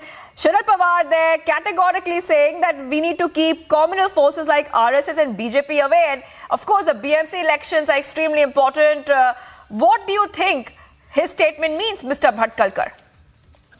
See, Sharad Pawar is the biggest hypocrite in Indian politics. The same Sharad Pawar who took cabinet position in Atal Bihari Vajpayee's government as a disaster group in charge, with the help of late Pramod Mahajan, despite his 7 member of parliament in the Lok Sabha, he got first seat in the Lok Sabha. Same Sharad Pawar, when we were not demanded, that time gave support in 2014 to the BJP government. And so this is nothing but old cassette of Sharad Pawar or all so-called all secular parties, and his statement of Sharad Pawar that all parties who want to oppose BJP, they should come together, is not because of he has any agenda against BJP, but he must be fearing that maybe Rahul Gandhi and Congress may be the leader of the all opposition, and that's why he is making such a type of statement, and he is encouraging different political parties to make claim on prime ministership against Narendra Modi's incumbent prime ministership. Mr. Bhatkalkar, also Sharad Pawar had said some time back and told his party workers to get to work without thinking of any of their allies. So this is a very important point that I wanted to talk on. Do you think he has no faith right now in the Uddhav Thackeray? Because Uddhav Thackeray and the Shiv Sena faction of Uddhav Thackeray has held and reigned over the BMC for many, many years. See, Uddhav Thackeray is not maybe ready with tie-up with Shiv Sena, but if you go through the history of Sharad Pawar's policy is always use and throw policy. So he used Uddhav Thackeray for his own political gain, and hence there is no use of Uddhav Thackeray. So he will definitely try to find different allies even in Maharashtra. But both parties, Uddhav Thackeray's Shiv Sena faction and Sharad Pawar himself, NCP, is now reduced up to the 2 or 3 distinct political parties. So whatever Sharad Pawar say, either this way or that way, that is no political relevance. Forget national politics, even in state politics. So we do not give any much importance to Sharad Pawar's statement and his so-called policies. As I said earlier, he has no policy. Only policy of Sharad Pawar is to remain relevant politically. That is the only policy of Sharad Pawar. All right, Mr. Bhatkalkar, for joining us there. Atul Bhatkalkar on the statement being made by Sharad Pawar, where Sharad Pawar has said very categorically that we need to keep communal forces like RSS and BJP away. And this is coming in just ahead of the upcoming BMC polls. All right, over to international news now. The big international story, of course, King Charles III was officially proclaimed head of state of both Australia and New Zealand at ceremonies in the nation's capitals. In New Zealand, the proclamation of Charles as monarch on Sunday, taking over from Queen Elizabeth, who died on Thursday at the age of 96, took place in the Parliament in Wellington. Here's more. United Kingdom's King Charles III was officially proclaimed the monarch of Australia and New Zealand during ceremonies in their respective capital cities of Canberra and Wellington on Sunday. The Australian Governor General David Hurley made that proclamation at the Parliament House. Similar ceremonies will be held in each Australian state and territory. In New Zealand, Prime Minister Jacinda Ardern paid tribute to the legacy of the Queen Elizabeth II and spoke of the strong bond her son and successor had with the country. Today we mark the passing of Queen Elizabeth II and acknowledge her son, His Majesty, King Charles III, as our sovereign. For 70 years, Queen Elizabeth served the people of Aotearoa, New Zealand with unwavering duty. For the vast majority of New Zealanders, she is the only monarch we have known. And so, upon her death, we enter a time of change.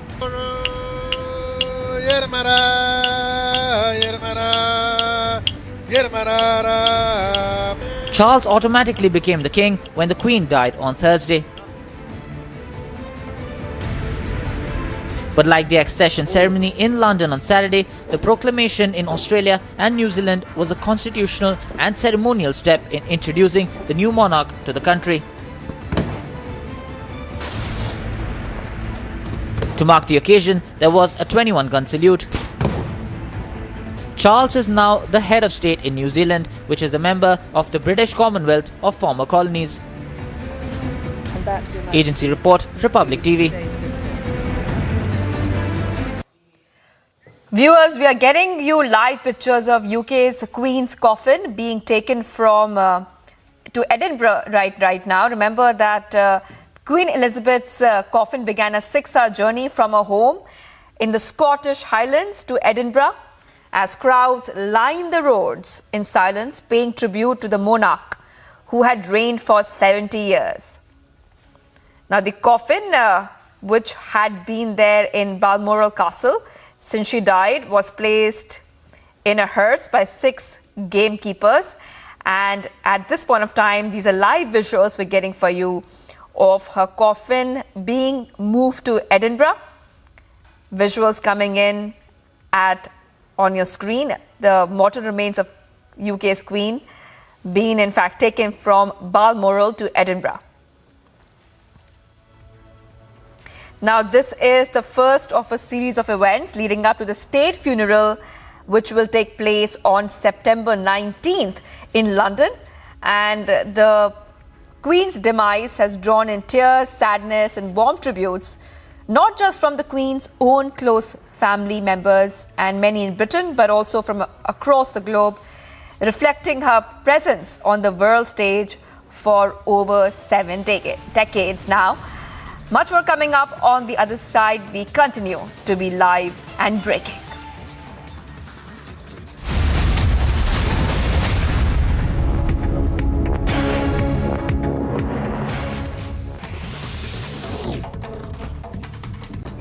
Three shooters linked to the Lawrence Bishnoi and Goldi Brar gang were apprehended with pistols in their possession in Nepal. Despite being warned to surrender at the time of the apprehension, assailants fired rounds aiming towards the police party while attempting to flee, with one bullet landing at the bulletproof vest of one of the personnel.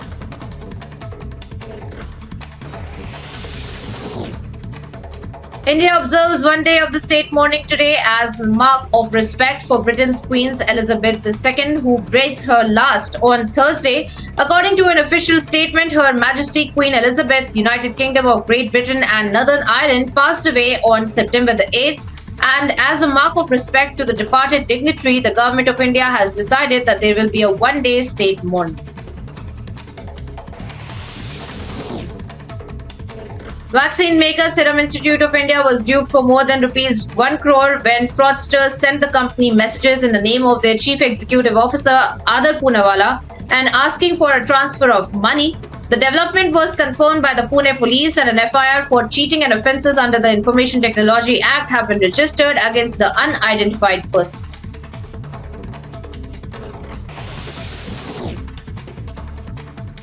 The Bihar Police Association sought a judicial probe into the incident where 5 officers were allegedly locked up for 2 hours by the District Superintendent of Police in Navadana in Bihar. The SP, when contacted by reporters, said that it was fake news, while senior officials did not comment on the matter despite several attempts to seek their reactions.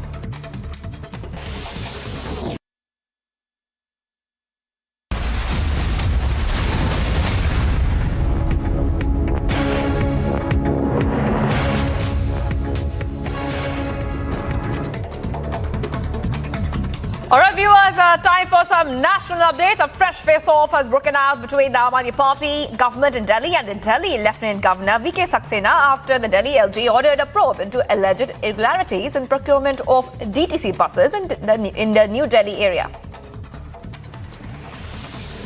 The Amity Party claims that Delhi Lieutenant Governor has ordered another probe against the Amity Party government in Delhi only to divert attention from the scam allegations leveled against him. जैसे ही कल रात वो सर्वे आया, तुरंत जांच एजेंसियों को बोला गया कि सीबीआई को, ईडी को कि सारे अपने पुराने केस निकालो। एलजी साहब को बोला गया कि आखिरकार कोई तो फाइल निकालो, कोई तो जांच बैठाओ कि जल्द से जल्द किसी तरह से अरविंद केजरीवाल के किसी मंत्री पर कोई तो केस करो। The BJP hit out at the Delhi government over the latest scam allegations in the DTC bus deal, saying Arvind Kejriwal has now become a symbol of loot. ना गलत नहीं होगा, और मैं ये बता दूं कि ये अनियमितताएं इतनी चिंताजनक हैं कि सोच के डर लगता है कि अरविंद केजरीवाल जी कितनी लूट खसोट करना चाहते हैं। जनरल फाइनेंशियल रूल्स होते हैं। अरविंद केजरीवाल जी, आप बताइए, जनरल फाइनेंशियल रूल्स का पालन आपने क्यों नहीं किया? क्या आप अपने आप को संविधान से और कानून से ऊपर समझते हैं? एक मैनुअल है प्रोक्योरमेंट ऑफ गुड्स, उसकी गाइडलाइंस हैं, आपने उसका भी पालन नहीं किया, ऐसा क्यों है? Viewers, we continue to be live and breaking this Sunday evening as ED summons Abhishek Banerjee's sister-in-law. First visuals of her being stopped at Kolkata airport on Republic TV. Amid scam allegations, now Delhi LG approves probe into the DTC bus deal.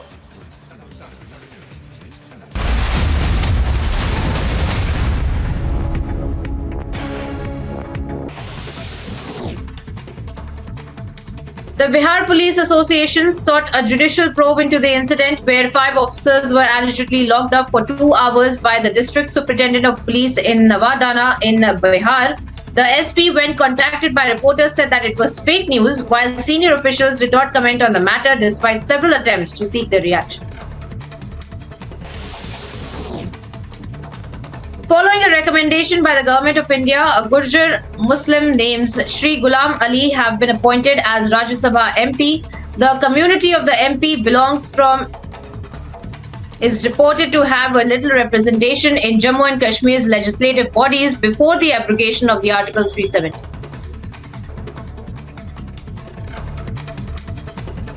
And here's some news in brief, viewers. The Enforcement Directorate stopped the TMC leader Abhishek Banerjee's sister-in-law at the Kolkata airport and summons issued to the kin of the leader connected to the coal mining case in West Bengal. The summons were given to her as she was flying to Bangkok.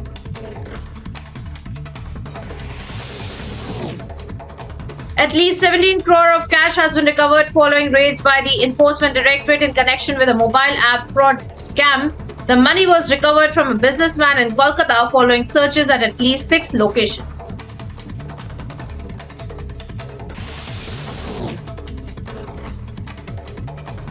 A case has been registered against the TRS leader Nand Kishore Vyas after he created a commotion in Hyderabad during Assam Chief Minister Himanta Biswa Sarma on the occasion of Ganesh Chaturthi.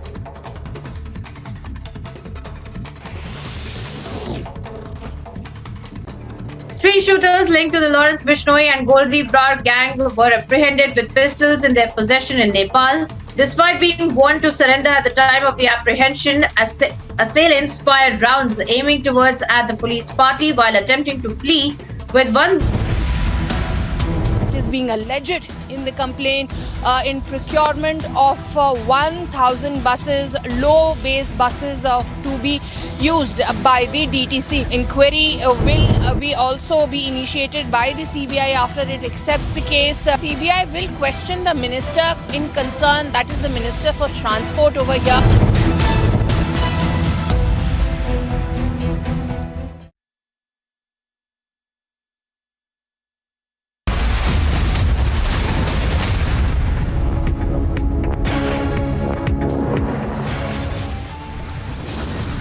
Fresh flashpoint between AAP and BJP over DTC bus procurement. Amid scam after scam allegations, now Delhi LG approves probe into the DTC bus deal. Political fireworks in Delhi. BJP takes on Delhi CM, says Kejriwal is symbol of loot. Under attack, Aam Aadmi Party defends bus deal, says ready to face any investigation.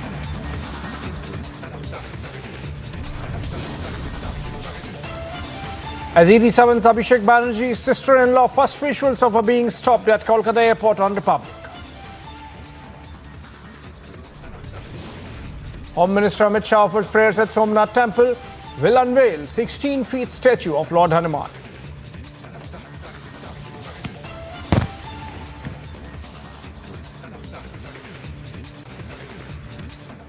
All right, big update coming in. Karnataka hate killing, where a youth, Praveen Nittaru, was stabbed to death. Accused brother has been arrested. The arrest has been made following a complaint from a BJP worker alleging death threats by the younger brother of Shafiq, who is an accused in the murder case. Let's try and get some pictures going. We have Praveen Netaru's visual. In fact, Ashwin is joining us over the phone on the latest development. Ashwin, Praveen Netaru's killing and the subsequent developments refused to really reach a conclusion. Now it seems that one of the accused brother threatened another supporter of Praveen Netaru and now has been arrested. Absolutely. Now, the brother of the accused in the Praveen Netaru case, Safreed, has been taken into custody and arrested after one of the BJP worker by name Prashant Rai had lodged a complaint saying that he had abused him and threatened to kill him as well. So Prashant had filed a case, complaint in this regard with the Bellare police as well.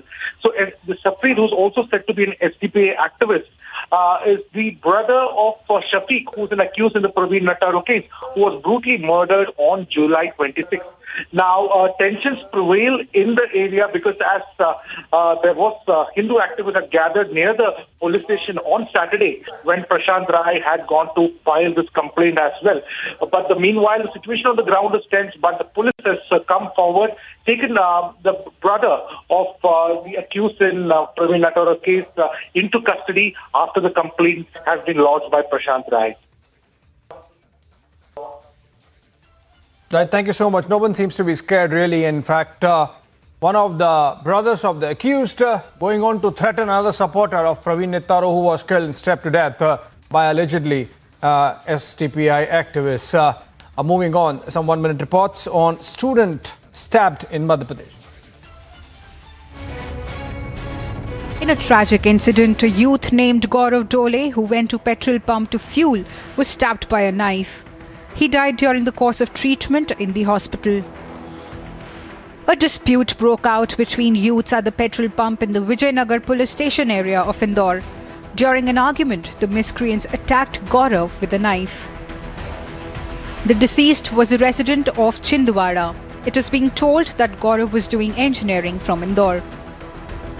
The entire incident was caught on CCTV camera in the petrol pump. Petrol भराने के बात को लेके इनसे दो एक लड़के थे जो मोटरसाइकिल पे उनसे कुछ विवाद हुआ इसी दरमियान इनने उनके साथ में चाकू से उसके साथियों ने इनने मिलकर उसको चाकू से वार कर दिया जिससे उनके इलाज के दौरान Police has watched the CCTV footage of the incident and taken 2 suspects into custody after identifying them through their bike registration numbers. Bureau Report, Republic TV. Getting in fresh updates from West Bengal, where on the day when the Enforcement Directorate has summoned Abhishek Banerjee's sister-in-law, he has launched a big attack on Prime Minister Narendra Modi. He was speaking at a gathering of unions, and that's where he targeted the Prime Minister, saying that you are representatives of the TMC, and PM, despite visiting so many times, has not been able to open those 7 closed gardens. Let's listen to Abhishek Banerjee.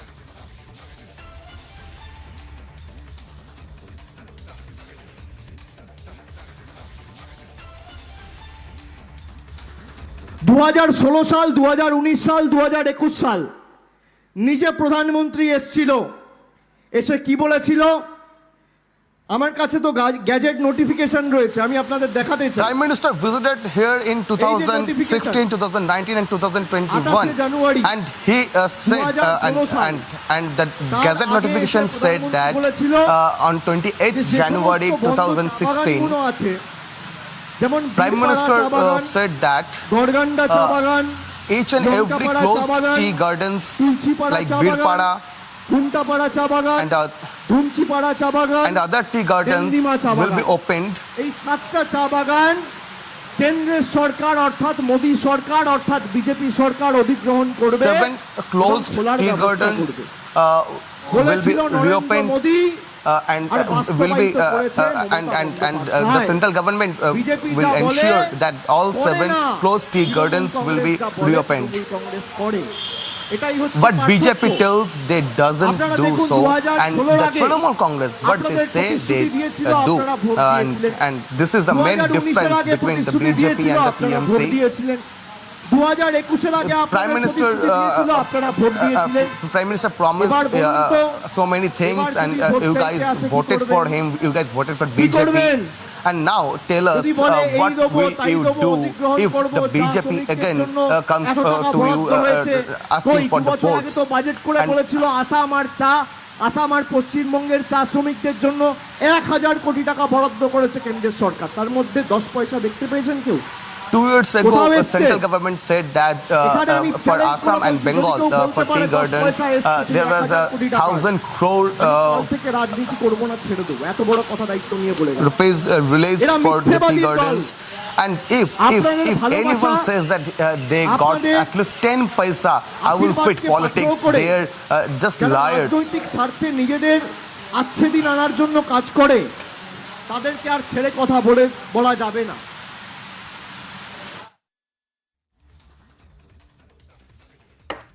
All right, Bhaskar joins us over the phone from Kolkata, from our Republic Bangla channel. Bhaskar, what's behind this diatribe of Abhishek Banerjee against the Prime Minister? Is he peeved at the manner in which the investigation is progressing, in which his sister-in-law has been questioned? Or is it that actually there is some election coming in North Bengal where the tea gardens are?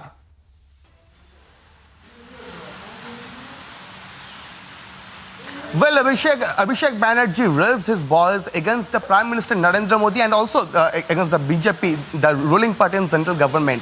And what Abhishek Banerjee told today, Abhishek Banerjee said that he will quit politics if any of the tea workers claim that they got at least 10 paisa of 1,000 crore rupees fund, which was released by the central government at least 2 years back for Assam and Bengal. And now, as in one side, the enforcement directorate officials are continuously trying to quiz Abhishek Banerjee's sister-in-law Maneka Gambhir, and on the other hand, Abhishek Banerjee is raising his voice over and over against the BJP, against the central agencies, and as per the political experts, as a part of them claiming that Abhishek Banerjee is trying desperately to stand by his ground against this BJP and against this inquiry of the central investigating agencies, and so that he is raising his voice against the central government. And what he claimed that none of the workers, none of the tea garden workers received any of the funds released by the central government in West Bengal. And those 7 tea gardens which reopened after the Prime Minister Narendra Modi promised to take them over by the central government was actually opened by Mamata Banerjee, was actually opened by the Trinamool Congress government. And now, as we know, Maneka Gambhir was the sister-in-law of Abhishek Banerjee, was detained in Calcutta airport while she was traveling abroad, and enforcement directorate issued a lookout notice, and also she was asked to appear before the enforcement directorate officials on Monday. Right. And on the other hand, Abhishek Banerjee from the North Bengal, from Jalpaiguri, from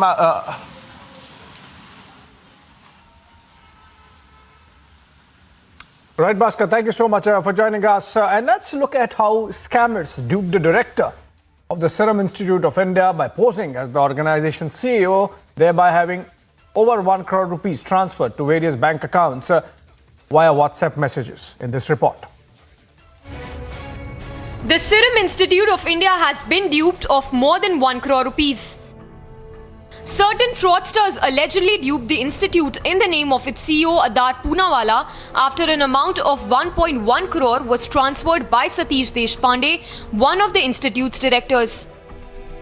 Official records in connection with the case reveal that the scamsters posed as Poonawalla and sent WhatsApp messages to Deshpande asking him to transfer money to various bank accounts immediately.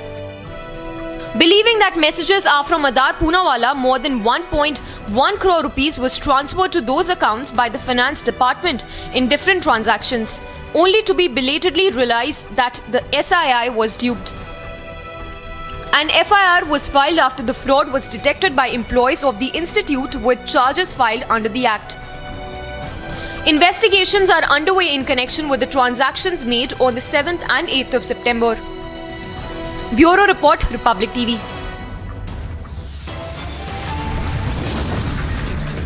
All right, short break. On the other side, UK's Queen Elizabeth II's body, after she passed away in Balmoral Castle in Scotland, is being taken to Edinburgh with the citizens and lovers of the royalty lined up across the distance of almost 6 hours as it makes way to London. After a short break.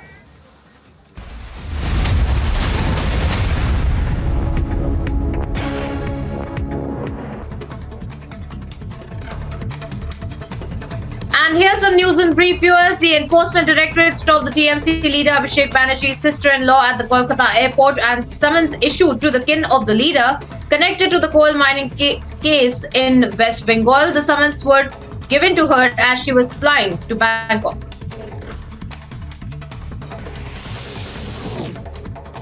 At least 17 crore of cash has been recovered following raids by the Enforcement Directorate in connection with a mobile app fraud scam.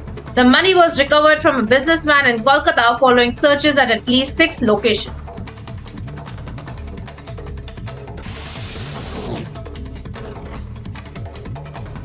A case has been registered against the TRS leader Nand Kishore Vyas after he created a commotion in Hyderabad during Assam Chief Minister Himanta Biswa Sarma on the occasion of Ganesh Chaturthi.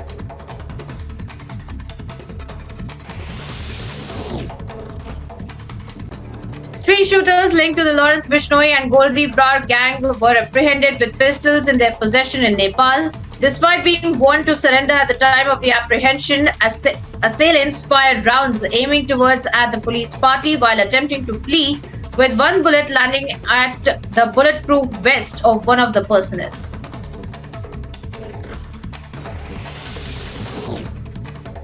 India observes one day of the state mourning today as a mark of respect for Britain's Queen Elizabeth II, who breathed her last on Thursday. According to an official statement, Her Majesty Queen Elizabeth, United Kingdom of Great Britain and Northern Ireland, passed away on September the 8th.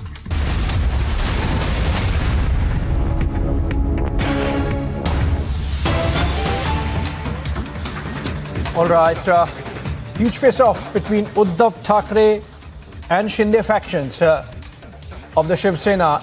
Clashes taking place in Mumbai, and latest input is that 5 of those who were arrested have been granted bail. On your screen, dramatic pictures of the stone pelting on the posters of CM Shinde and Sada Sarvankar. And this after a clash broke out between the two factions, after which 5 were arrested. Now, of course, released on bail, but there is an FIR that has been registered against Shinde faction MLA Sada Sarvankar and his supporters. Let's listen into what police had to say about the incident. Investigation शुरू है, सभी आरोपियों को identify करने का process शुरू है और जैसे जैसे वो आइडेंटिफाई होंगे उनके ऊपर अप्रोप्रिएट कार्रवाई की जाएगी। सिर्फ कुल 2 मामले दर्ज हुए हैं, एक क्या मामला है, दूसरा क्या मामला है?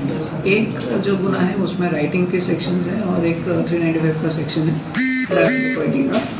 दूसरे केस में राइटिंग के सेक्शन है और आर्म्स एक्ट का। ठीक है। सबसे पहली बात है कि 5 कार्यकर्ता जो निर्दोष थे, जो खुद इस मामले की कंप्लेंट दर्ज करने आए थे, उनको ही बंद किया। बरोबर है। अभी जब जिस दिन विसर्जन था प्रभा देवी में, कि अनेक सालों की हमारी परंपरा है कि शिवसेना की तरफ से वहाँ एक पंडाल बनाया जाता है, गणपति विसर्जन के लिए आते हैं, उनका स्वागत किया जाता है।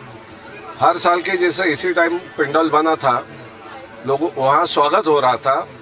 गणपति मंडल का हमारे पंडाल में आना कुछ ज़्यादा ही था, ज़्यादा ही रिस्पॉन्स था, तो ये लोगों को रहा नहीं गया, क्योंकि इन्होंने भी पंडाल बनाया था। लेकिन जो सच है, जो ईमानदार है, उसके पास ही लोग आएंगे।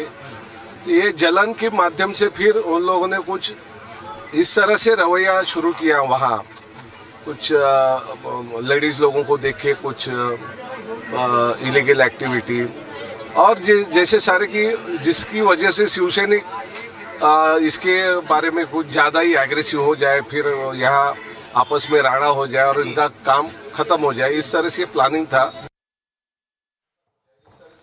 All right, seems it began with a clash or verbal altercation between factions during the Ganesh Visarjan Yatras that happened in Mumbai till yesterday and led to stone pelting.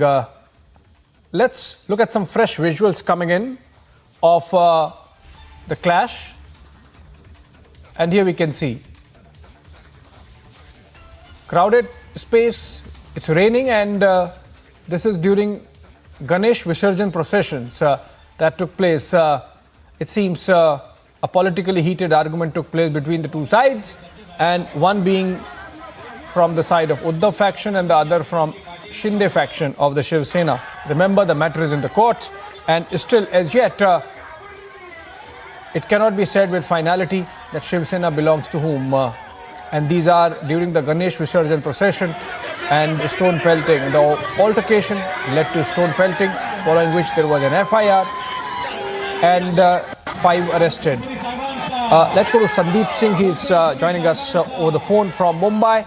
Sandeep, 5 arrested and then granted bail. They belong to the Uddhav faction or the Shinde faction? And ultimately, what does the police say on this episode? See, as far as the arrests that were made in regards of the clashes between Uddhav and Eknath Shinde faction party workers, around 30 people have been booked by the Mumbai police, and in fact 5 were arrested from Uddhav Thacker's faction, and in fact they were given stable bail by Dadar police, and following which in fact allegations were made by Arvind Sawant, the MP supporting Uddhav Thackeray, and in fact from the Shiv Sena's factions of Uddhav Thackeray, had made allegations against the local MLA, that is Sada Sarvankar, of firing in air, and post which now Mumbai police has also registered a case against the local MLA and his son Sada Sarvankar and Samadhan Sarvankar under the Arms Act. So at this point of time, as you can see in the visuals that we are playing exclusively on Republic TV, these are the visuals of Ganesh Visarjan day, and in fact that was the same day wherein verbal clashes started, which led to physical clash between both the party workers, and in fact now we also saw people from Uddhav Thackeray's factions pelting stones over Eknath Shinde's banners and posters in Mumbai. Although Mumbai police has registered a case and is investigating this matter. All right, thank you so much, Sandeep. Their investigation going on. Cases registered, though, of course, 5 arrested and released. Moving on, the death of one woman was reported as several houses were washed away following a cloud burst, along with heavy rains in Uttarakhand. With the Kali and Lasko rivers both flooding following the rains, villages were affected in both India and Nepal. Let's look at this report.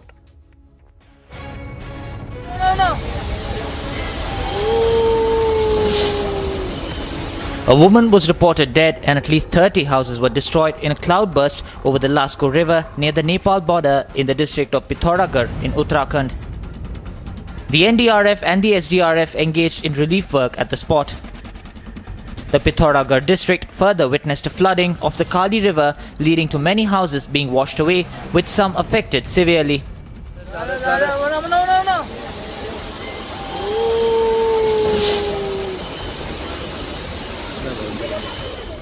The damage caused by the floods in the Kali River has occurred in villages of both India and Nepal. Uttarakhand's Chief Minister Pushkar Singh Dhami ordered the disaster management agencies to remain on alert as devastation is anticipated due to the rains in the Garhwal region, including Dehradun. Bureau Report, Republic TV.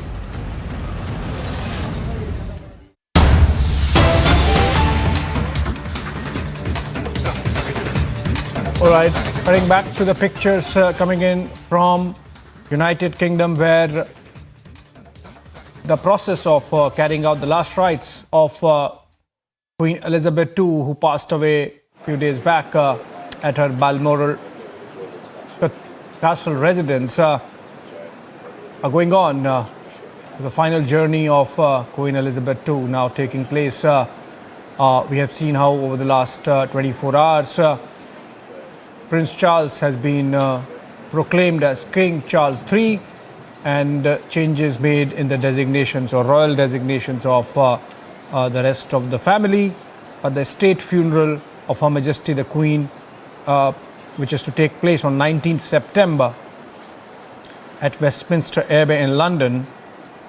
The process for that is going on. So as part of which, as of now, the coffin is being taken from Balmoral Castle to Edinburgh and by road, and then it would be put at the Palace of Holyrood House, and there it would be there till tomorrow afternoon, after which in a procession it will be taken from Holyrood House to St. Giles Cathedral, Edinburgh.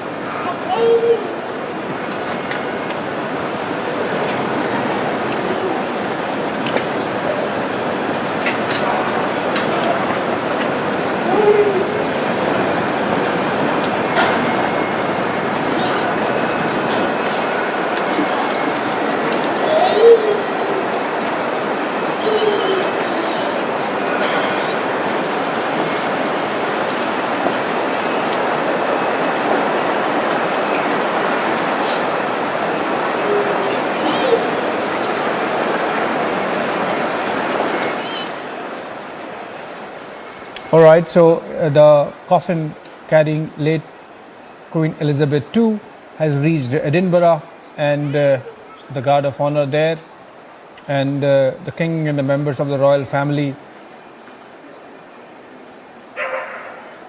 would be there. I'll come back to these pictures for a breaking news development coming in connection with national politics, and in fact there is a statement, a big one, coming in from NCP leader Praful Patel. Amid the talks of opposition's PM phase for 2024, Patel has said that Sharad Pawar is not going to be in the race for Prime Minister. However, the party will play a crucial role. We have seen similar statements coming in from Nitish Kumar saying he is not in the race to be PM. We have seen KCR saying he is not in the race to be PM. We have seen Mamata Banerjee saying she's, or at least one leader of Mamata Banerjee's party saying she is not in the race to be PM. But the race is there. Let's listen into Praful Patel on why and what he said about Sharad Pawar.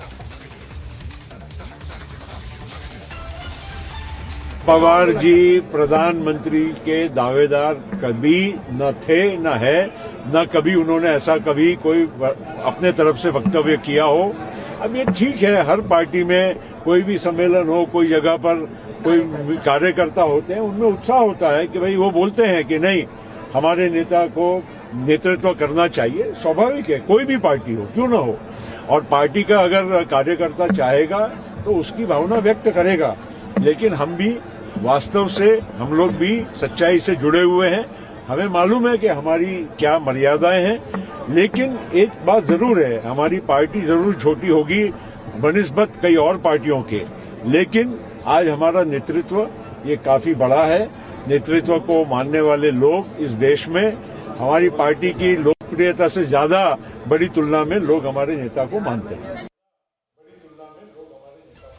Still in Mumbai, BJP leader Asif Bamla organized a clean-up drive at Juhu Beach today, where Mumbaikars descended in large numbers to join in the initiative. Here is what we know so far.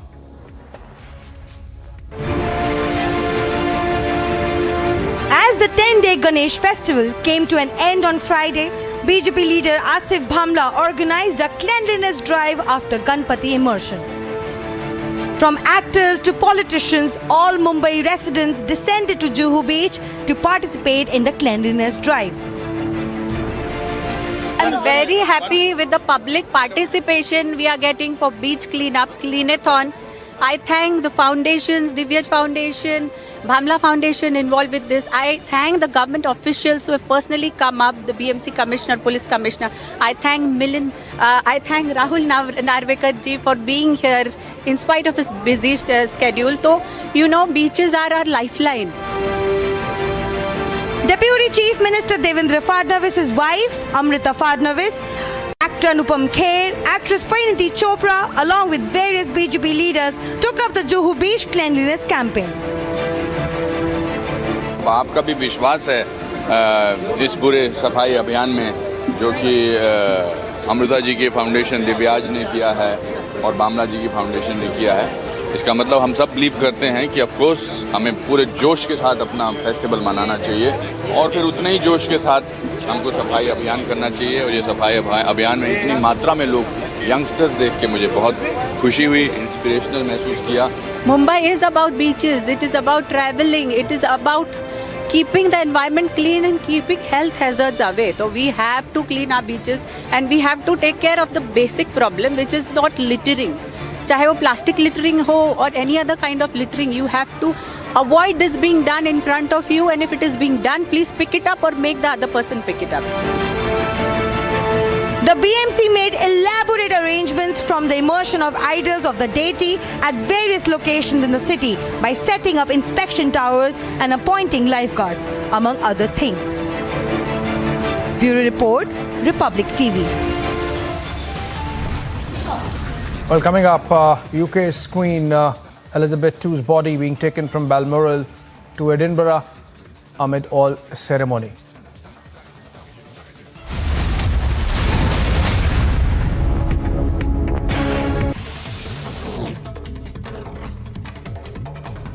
A case has been registered against the TRS leader Nand Kishore Vyas after he created a commotion in Hyderabad during Assam Chief Minister Himanta Biswa Sarma on the occasion of Ganesh Chaturthi.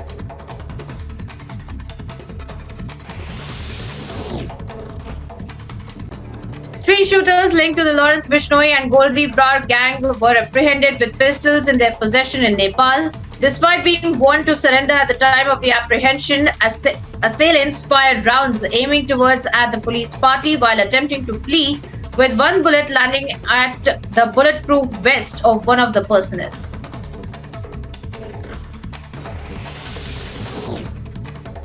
India observes one day of the state mourning today as a mark of respect for Britain's Queen Elizabeth II, who breathed her last on Thursday. According to an official statement, Her Majesty Queen Elizabeth, United Kingdom of Great Britain and Northern Ireland, passed away on September the 8th.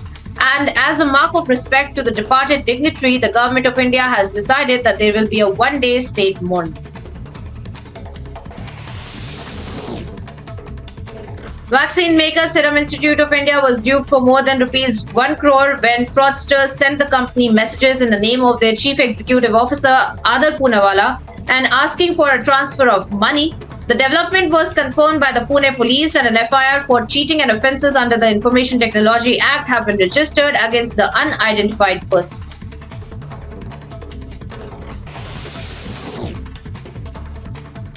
The Bihar Police Association sought a judicial probe into the incident where 5 officers were allegedly locked up for 2 hours by the District Superintendent of Police in Navadana in Bihar.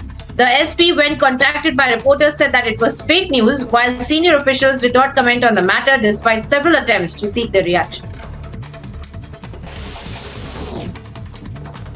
Following a recommendation by the Government of India, a Gurjar Muslim named Shri Ghulam Ali have been appointed as Rajya Sabha MP.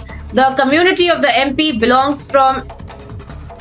is reported to have a little representation in Jammu and Kashmir's legislative bodies before the abrogation of the Article 370.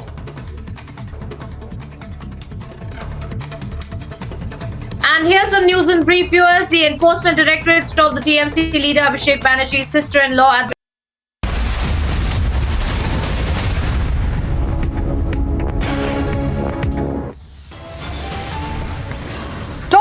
At 5 p.m, fresh flashpoint between Amity Party and BJP over DTC bus procurement.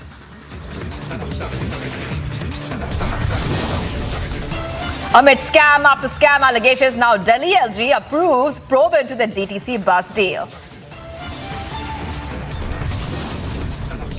Political fireworks in Delhi. BJP takes on Delhi CM, says Kejriwal is a symbol of loot.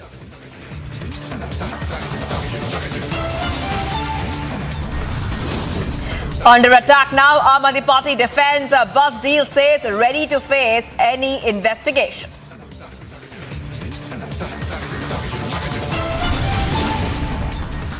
As ED summons Abhishek Banerjee's sister-in-law, first visuals of her being stopped at Kolkata airport on Republic TV.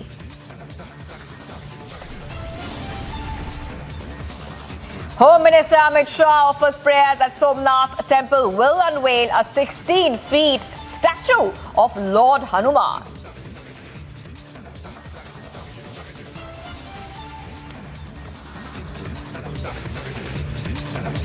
Viewers, we are live and breaking this Sunday evening. I am Shivangi Shakla. Our top story is from New Delhi. A fresh flashpoint between Aam Aadmi Party and Delhi LG over DTC bus deal. After LG approved CBI probe into the bus procurement, now Aam Aadmi Party has hit out and called it a tactic by Delhi LG. This is the big story we're tracking right now. After Delhi LG approved the CBI probe against Aam Aadmi Party government amid irregularities in purchase of DTC buses, the Aam Aadmi Party is fuming at the new CBI probe. And here are the big reactions coming in on this top story.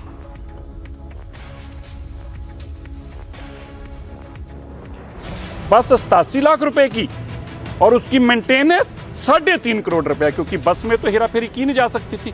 और ये tender इस तरीके से बनाया गया था कि केवल 2 ही लोगों को टेंडर मिल पाए और दोनों का नाम, एक JBM और दूसरा टाटा। और 3.5 करोड़ रुपए एक बस की मेंटेनेंस, और वो भी पहले साल पहले दिन से जो 1 साल की वारंटी आ रही वो भी छोड़ दी। और अभी अरविंद केजरीवाल कहेंगे हम ईमानदार हैं। देखिए करें ना, CBI के सामने तो भी बहुत काम है, बिहार से लेके महाराष्ट्र से लेके दिल्ली।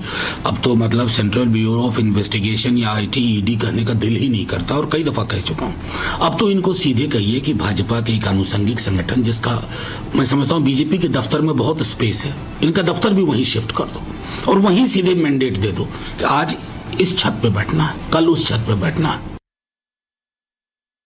उस कंपनी को ये कॉन्ट्रैक्ट दिया था, अवार्ड किया था, जिसने उस कैटेगरी में बिड ही नहीं किया था, उसको बुलाया गया कि आइए नेगोशिएशन करिए। तो ये साफ दिख रहा है कि आप किसी एक कंपनी को फेवर करने के लिए आपने प्रक्रियाओं का उल्लंघन करके उनको टेंडर अवार्ड किया है, जिसमें करोड़ों रुपए का घोटाला है। एक भी रुपए की पेमेंट नहीं की गई। इसके अंदर टेंडर प्रक्रिया के अंदर कोई इंक्वायरी हुई और सरकार ने कहा जब तक इंक्वायरी होगी टेंडर प्रोसेस को रोक दिया जाएगा, हम एक बस नहीं खरीदेंगे। आप पूरी इंक्वायरी कर लो, मगर हर रोज देखने में आता है कि हर नए विभाग के अंदर घोटाले सामने आते हैं। पहले शराब घोटाला, उसके बाद स्कूल कमरों का घोटाला, और अब DTC के अंदर घोटाले की जो जांच लेफ्टिनेंट गवर्नर ने CBI को दे दी है, ये दिखाता है कि पूरी की पूरी सरकार भ्रष्टाचार में डूबी हुई सरकार है। हमारा ये मानना है अपने ऊपर गंभीर भ्रष्टाचार के आरोपों से बचने के लिए LG साहब रोज नए नाटक कर रहे हैं। And on the Delhi bus scam, viewers, Republic get to the top newsmakers and faces on the top news break. We have exclusively spoken to BJP leaders on the story. Listen in. Well, they are right. No purchase was done, but order was given to make a purchase, and then that order itself, when the order was given, the scam was done. But when in that period and in the period by the time CBI inquiry was asked for, they then immediately after 5-6 days they stopped the order. Here's a copy of the letter, which categorically states that 26 letter, that order of 26/2021 should be stopped, and it was done on June 21. What does this letter say? You can show to us. Yeah, just letter categorically states that the order which was the order which was given for the buses should be stopped immediately. The tender process should be stopped immediately, which categorically mean that yes, order was given, but when they were caught, they stopped the order. They kept them base. But in that giving of order itself, the procedures were flouted. The procedures were flouted and giving that order itself. Are you saying that they had already cheated people? Oh, they have cheated. They made money, already made money by then. They already made money by then because the procedures were flouted. The company which was supposed to get the order was not given the order. The other company was brought in, who was given order was not even in the tender process of that particular order. That's the scam. And that company happens to be a company which is known to be close to them.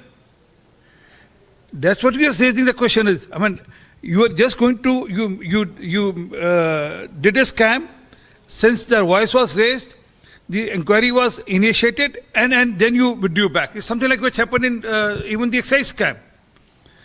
They did a scam, they launched their policy, and moment it was caught that the red flag was raised by the chief secretary, they said, okay, let's do it post facto. Are you saying that they stopped procuring buses because they were anticipating that they could be in trouble? Oh, that's exactly what happened. They stopped the procurement of buses because they knew that they have done the scam and then they'll be caught now. And it will be unearthed and they'll be caught now. So corruption has taken place or it hasn't? Oh, corruption did took place. That's how when the order is being given, when the tender is floated, the order is being given, it means corruption has happened. So they have earned money. The people have earned money. Obviously, because when you give a tender through a wrong procedure to a person, it means you earn money. And then when you are caught, when someone raises a red flag, so you immediately withdraw back. But by that time, the person who was an interested party has already paid you for that, because he was not even entitled as per the tender process. Also, we saw as to how BJP today demanded resignation of Arvind Kejriwal because multiple scams have surfaced of Aam Aadmi Party. What do you have to say? Dussehra is coming. There are 3 Ravanas of corruption in Delhi today. Mr. Kejriwal, Mr. Sisodia and Mr. Satinder Jain. Demanding resignations of